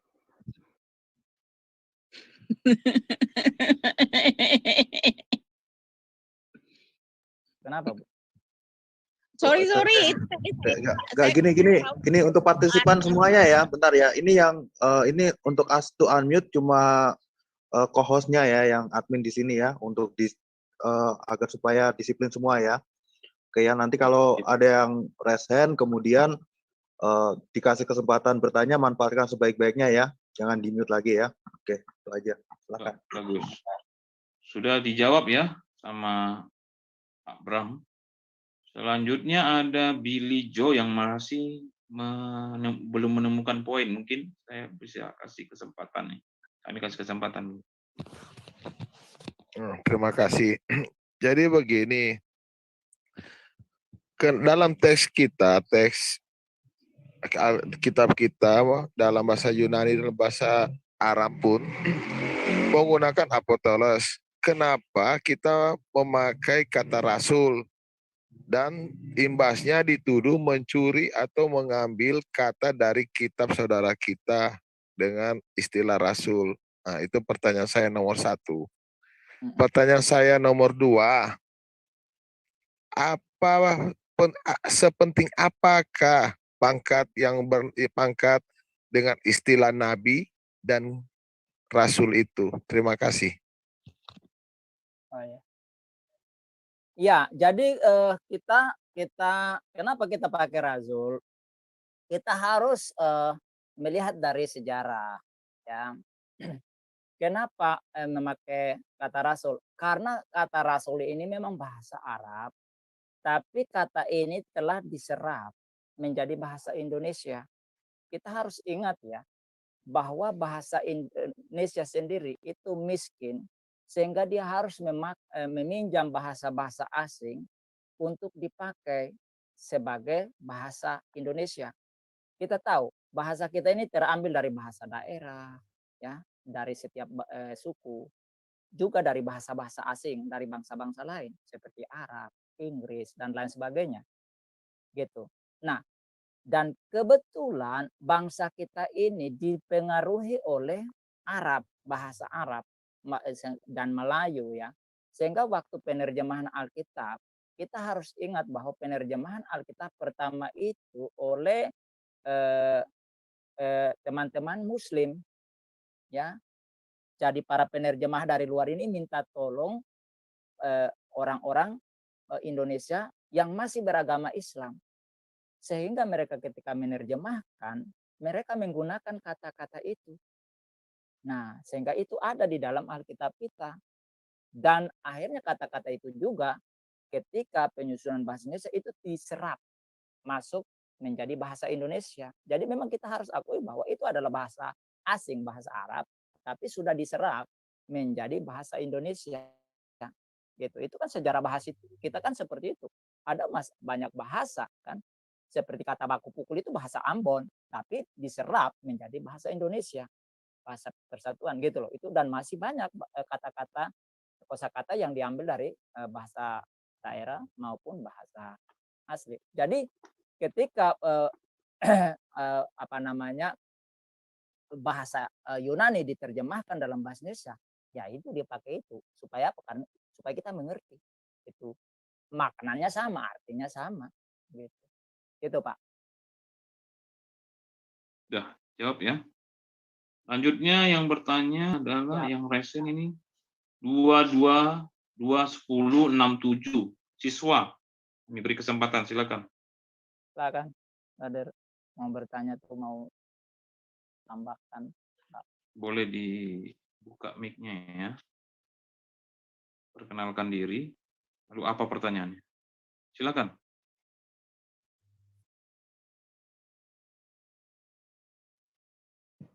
Selamat malam. Malam. Ya, saya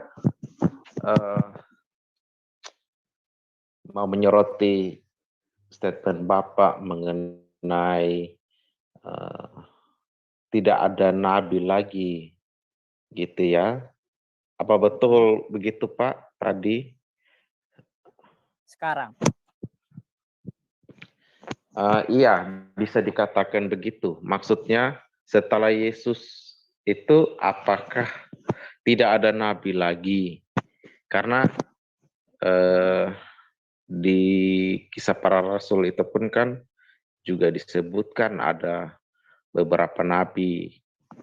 Ya. Jadi dan nabi-nabi itu pun dipenuhi Roh Kudus. Nah, jadi saya pun bertanya ini sebenarnya ingin meminta pendapat Pak Bram saja bahwa apakah ketika setelah Yesus itu tidak ada nabi lagi atau masih ada nabi, tetapi nabi-nabi ini bukanlah nabi-nabi yang ditunjuk secara khusus untuk menjalankan misi khusus gitu. Seperti yang kita tahu ya, ada nabi kecil dan ada nabi besar di perjanjian lama. Nah, apakah nabi-nabi yang di kisah para rasul ini cuma istilah nabi aja, tetapi sesungguhnya mereka bukan nabi-nabi yang gimana ya, yang kita tahu ya, orang Kristen tidak menerima lagi jawatan nabi. Apakah seperti itu, Pak? Maksudnya, apakah nabi ini tidak ada lagi gitu menurut Bapak? Kalau kita lihat dari kisah para rasul ini. Ya, oke, udah Pak, udah pertanyaannya Pak. Iya Pak, iya. Oke, ya tadi saya sudah singgung ya, Seperti contoh salah satunya adalah Nabi Agabus, ya. Nah, Nabi Agabus itu bukan setelah Yesus baru dia ada. Dia lebih senior daripada Yohanes Pembaptis. Jadi Agabus itu sudah tua. Nabi Agabus itu sudah tua dia. Jadi dia lebih senior daripada Yohanes Pembaptis. Nah, tapi karena dia masih hidup sampai Yesus naik ke surga, dia masih hidup. Dan ada beberapa nabi dan nabiah juga ada. Itu mereka masih hidup. Nah, karena mereka masih hidup, maka setelah itu mereka dikasih jabatan itu. Tetap mereka tetap mereka menyandang jabatan itu. Makanya di situ kan ada jabatan nabi, rasul, pengajar, dan lain sebagainya ya. Nah itu, jadi dikasih karena mereka masih hidup. Itu bukan berarti nabi yang baru muncul junior, bukan. Mereka sudah sesepuh. Mereka itu sudah sepuh gitu. Dan mereka masih hidup. Iya. Tidak kalau ada lagi Pak, kalau menyangkut di Wahyu tentang dua saksi itu, apakah itu berbicara nabi atau itu gimana Pak? Minta aja penjelasannya. Oh iya, itu di kitab Wahyu ya. Iya, itu kan dinubuatkan nanti datang kan. Kalau kita lihat ciri-cirinya itu ya, nabi itu adalah Musa dan Elia. Dari ciri-ciri mereka ya, ciri-ciri yang dijelaskan di dalam kitab Wahyu itu adalah Elia dan Musa akan datang kembali gitu. Nah, entah mereka datang itu dalam wujud mereka yang asli itu atau orang lain tapi punya power itu. Tetapi bagi saya sendiri Musa dan Elia yang asli itu yang akan datang untuk penginjilan terakhir ya, gitu. Nah itu yang ini. Tapi mungkin ada yang punya paham bahwa mungkin ada orang lain tapi seperti Yohanes yang punya roh Elia bisa juga. Nah itu tinggal pandangan ya, pendapat ya, gitu. Jadi kalau ada yang punya pendapat beda dengan saya, ya saya juga tidak menyalahkan. Begitu juga kalau mereka menyalahkan saya, itu urusan mereka juga. Tapi pemahaman saya seperti itu. Gitu Pak. Oke Pak, makasih. Sama-sama. Ya. Nah, yang raise hand, Apiang. Persilakan. Oke, selamat malam semuanya teman-teman. Salam. Selamat malam Shalom. Pak Pendeta Bram. Shalom. Pertanyaannya, apakah ada tanda-tanda nabi dan rasul secara fisik atau yang menentukan itu manusia, Pak? Jadi begitu misalnya, oh ini punggungnya tinggi sebelah nih, wah itu berarti nabi tuh. Begitu itu, wah kakinya tinggi sebelah, wah itu rasul tuh. Apakah seperti itu Pak? Contohnya Pak?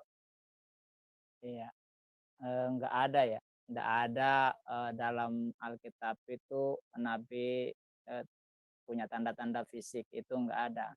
Tapi yang ada adalah kuasa, ya kuasa gitu yang ada. Jadi mereka misalnya bernubuat, itu harus digenapi. Kalau enggak digenapi, ya berarti dia palsu kan gitu. Kemudian mereka bisa melakukan mujizat, ya itu nabi. Mereka bisa melihat ya kan, melihat hal yang tidak dapat dilihat oleh orang lain, kecuali Tuhan suruh mereka untuk membuka mata orang-orang yang mengikuti, ya, baru bisa gitu. Contoh misalnya Elia, ya, Elia dengan Gehazi. Gehazi itu kan anak buahnya. Elia itu melihat malaikat itu jumlahnya lebih banyak daripada musuh yang menyerang Israel. Nah, sehingga Gehazi ketakutan. Lalu Tuhan bukakan mata Gehazi sehingga dia melihat, terkejut dia, wow, ternyata malaikat banyak sekali gitu. Gitu. Nah, rasul juga sama, tidak ada punya tanda-tanda fisikly, tetapi mereka punya power, ya.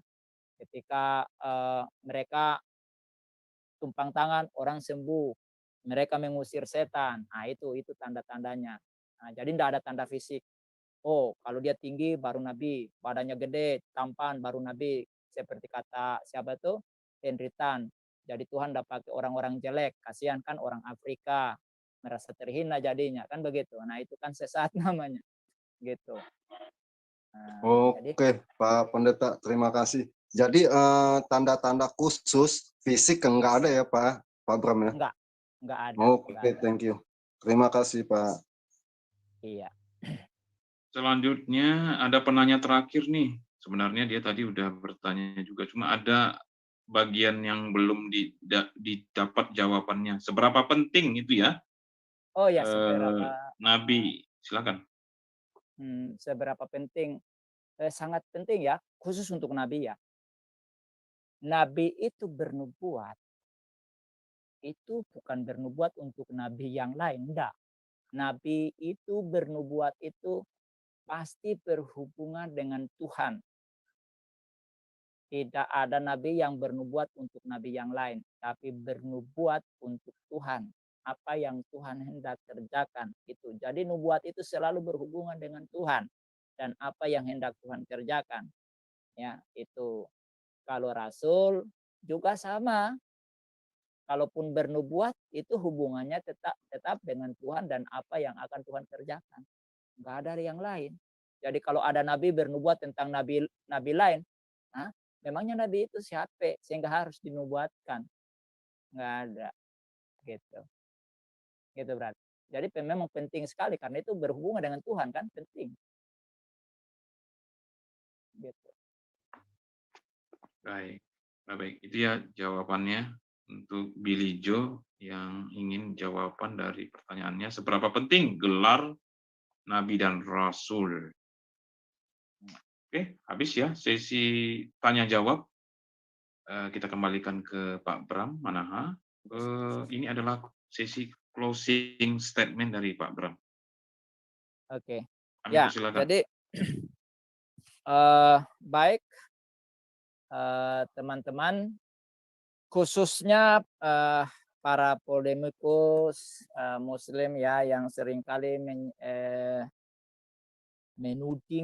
menuduh Paulus ya bahwa Paulus yang mendirikan agama Kristen kemudian merusak ajaran Yesus dan seterusnya ya, memutarbalikan firman dan seterusnya.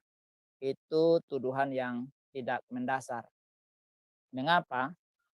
Seharusnya kalau memang menuduh begitu, kita sebagai orang Kristen balik bertanya, Paulus ini hidup pada saat pertama. Dan apa yang dia lakukan itu menghebohkan.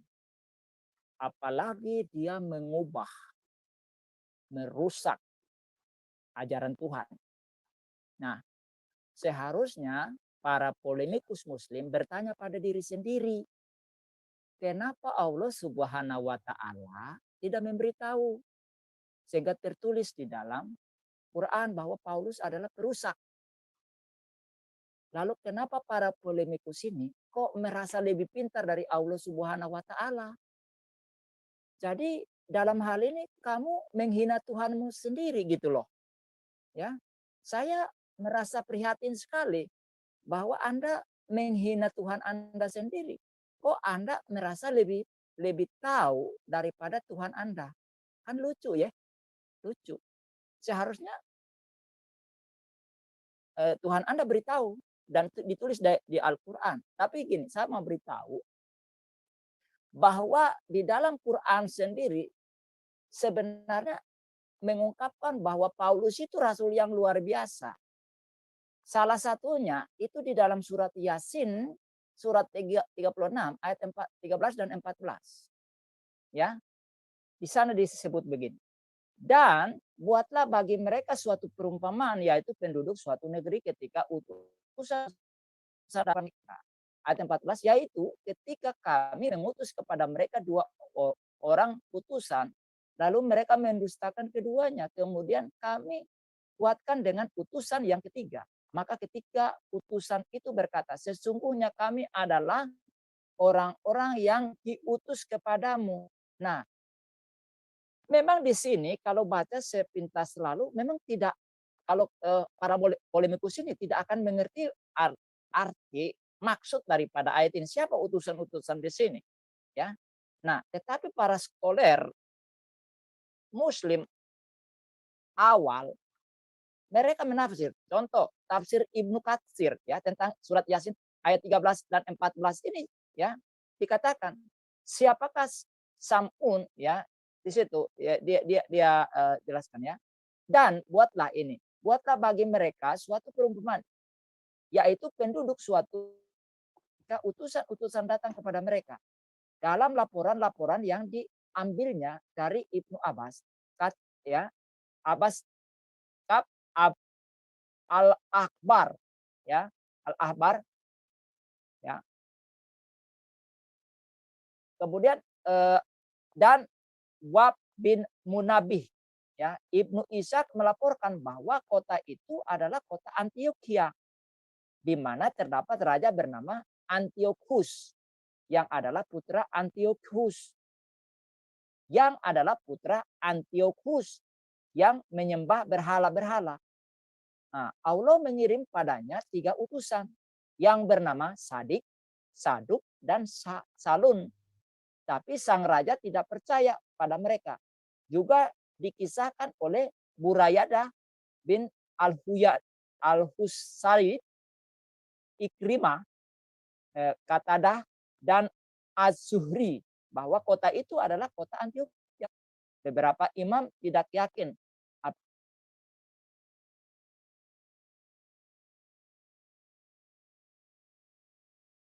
ya gitu ya, sebagaimana yang dikatakan oleh para scholar tadi. Nah, lalu siapa ya mereka 3 utusan ini ya. Nah, di sini dikatakan begini, siapakah Sam'un, Yohana, dan Bulus yang dikatakan dalam tafsir Ibnu Katsir. Jadi Ibnu Katsir menyebutkan mereka Sam'un, kemudian Bulus, dan Yohanan ya. Nah, itu versi Arabnya kan. Nah, jadi Sam'un itu adalah Simon Petrus ya dalam nama Yahudinya. Yohana adalah bahasa Arab, sedangkan Yohanes adalah nama Yahudinya. Bulus atau di terjemahan lain juga dikatakan Bulis adalah versi Arab, dan Saulus nama Yahudinya.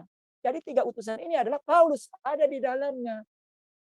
Dan mereka melakukan mujizat kalau kita baca dalam surat 61. Jadi seharusnya para polemikus ini sudah mengerti hal ini, bahwa Paulus itu adalah rasul hebat. Kok Anda baru hidup di abad 21 malah menuduh Paulus? Para scholar kamu, imam-imam kamu dulu malah menafsirkan kitab Yasin tadi dan surat 61. Ya, itu Paulus adalah rasul yang hebat.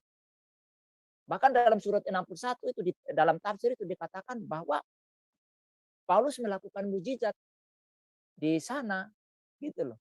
Nah, kenapa Anda malah menuduh Paulus? Apakah Anda lebih pintar daripada ulama-ulama awal ini? Gitu loh. Nah, jadi saya heran dengan Anda yang berpolemikus ini. Ya, berpolemik ini. Nah, jadi Paulus adalah seorang pengikut Kristus yang ajaran-ajarannya diakui oleh rasul-rasul. Karena para rasul-rasul itu masih hidup dan bisa mengoreksi apa yang ditulis oleh Rasul Paulus. Dan Petrus katakan bahwa apa yang ditulis oleh Rasul Paulus itu sesuai dengan apa yang disaksikan oleh Yohanes, Petrus, dan Yakobus dan lain sebagainya. Jadi tidak ada pertentangan. Mereka mengakui, bahkan Yakobus, Yohanes pun mengakui Paulus. Malah mereka berjabat tangan dan mengakui dia sebagai saudara kekasih.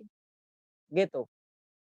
Nah, jadi bagaimana Anda memberikan tuduhan keji tanpa dasar hanya dari hasil khayalan, ya, ketika tidur malam tidak puas, jadi siangnya sampai merasa mengantuk-ngantuk, lalu menghayal ada di dunia anta-belanta, lalu mencomot Daud, menyeret dia, lalu menuduh dia, dan menghina dia dengan tuduhan yang begitu keji. Dan Anda menempatkan diri Anda lebih pintar dari Tuhan yang Anda sembah. Karena Tuhan Anda sendiri tidak pernah menyinggung Rasul Paulus. Kenapa Anda tiba-tiba jadikan Paulus kambing hitam? Ada apa dengan Anda? Gitu loh. Jadi mendingan Anda ajarkan kitab-kitab Anda, baik itu Quran maupun hadis, kepada umat-umat Anda, ya kan, kepada saudara-saudara seiman Anda, daripada Anda datang ke Alkitab lalu merampok, kemudian menculik Rasul Paulus, lalu mengeksekusi dengan tuduhan macam-macam, gitu ya. Nah, jadi Paulus itu ajaran-ajarannya sesuai dengan ajaran Yesus. Nanti kita akan bahas itu di bagian lain, apakah ajaran Paulus bertentangan dengan Yesus atau tidak, ya. Nah, jadi kita tahu bahwa Paulus adalah seorang rasul yang dipakai oleh Yesus Kristus luar biasa untuk menyebarkan ajaran-ajaran Yesus Kristus dan para rasul ke berbagai tempat bersama bergandeng tangan dengan rasul-rasul lain untuk menyampaikan kabar baik, yaitu tentang karya Kristus di kayu salib untuk menyelamatkan dosa umat manusia. Ya, semoga apa yang saya sampaikan ini, kami berdoa supaya saudara-saudara yang berpolimikus, Roh Kudus jamah pikiran saudara agar pikiran saudara terbuka sehingga mengetahui kebenaran dan tidak menyimpangkan kebenaran itu sendiri. Kiranya Tuhan Yesus memberkati saudara, Roh Kudus menjamah saudara supaya saudara bisa tahu kebenaran. Mungkin itu saja, Bro Kodek. Tuhan Yesus memberkati teman-teman yang sudah bertanya, juga teman-teman yang juga berpartisipasi untuk memberikan sumbangsi dalam penjelasan. Kiranya apa yang sudah disampaikan tadi menjadi berkat bagi yang lain. Terima kasih. Silakan Bro Kodek. Ya, terima kasih narasumber kami, yaitu Pak Bram Manaha. Terima kasih juga partisipasi para teman-teman, Bapak Ibu Saudari yang telah bertanya. Dan juga terima kasih untuk rekan-rekan moderator dan juga operator kita malam hari ini. Baik, Pak Bram, untuk menutupnya kami minta kesediaan Pak Bram untuk berdoa. Silakan. Baik, sebelum kita berdoa, saya juga ucapkan terima kasih kepada teman-teman Muslim yang sudah masuk ke room dan juga memberikan pertanyaan ya. Khususnya tadi ada seorang Ibu Yuni ya. Terima kasih Bu Yuni sudah bertanya. Kami berharap Bu Yuni sebagai orang Muslim cerdas untuk menerima pengajaran-pengajaran dari mungkin para ulamanya ya. Bisa memilah untuk melihat kebenaran yang sesungguhnya. Oke, kita berdoa. Bapa di surga, terima kasih untuk kasih setiamu di mana malam hari ini Engkau berikan kesempatan bagi kami untuk memaparkan kebenaran firman Tuhan, bagaimana tuduhan terhadap hamba-Mu Rasul Paulus yang telah dengan bertaruh nyawanya sendiri dia serahkan untuk menyampaikan kebenaran tentang pengorbanan kayu salib bagi keselamatan manusia. Dan Bapa Surgawi, apa yang Rasul Paulus sampaikan bersama rasul-rasul lain itu berdampak hingga hari ini kami bisa percaya Yesus Kristus oleh karena jerih payah mereka, sehingga mereka akhirnya menjadi martir demi untuk keselamatan banyak jiwa di seluruh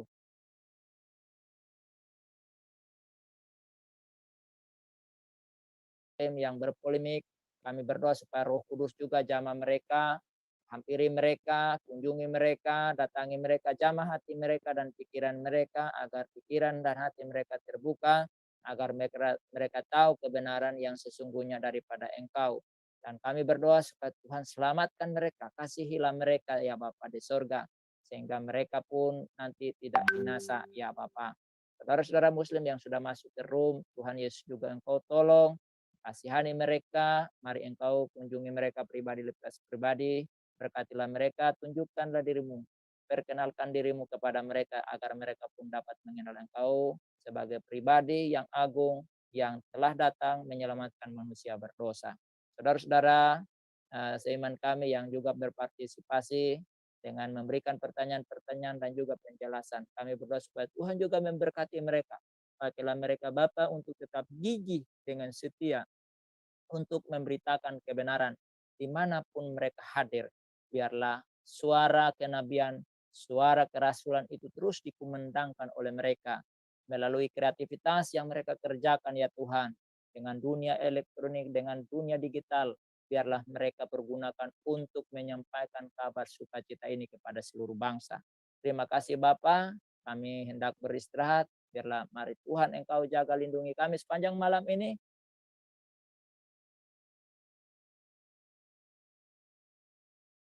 Dan persekutuan yang manis dengan Roh Kudus turun dan melimpah atas hidup kita sekalian saat ini sampai selama-lamanya. Haleluya. Amin. Oke, selamat malam semuanya.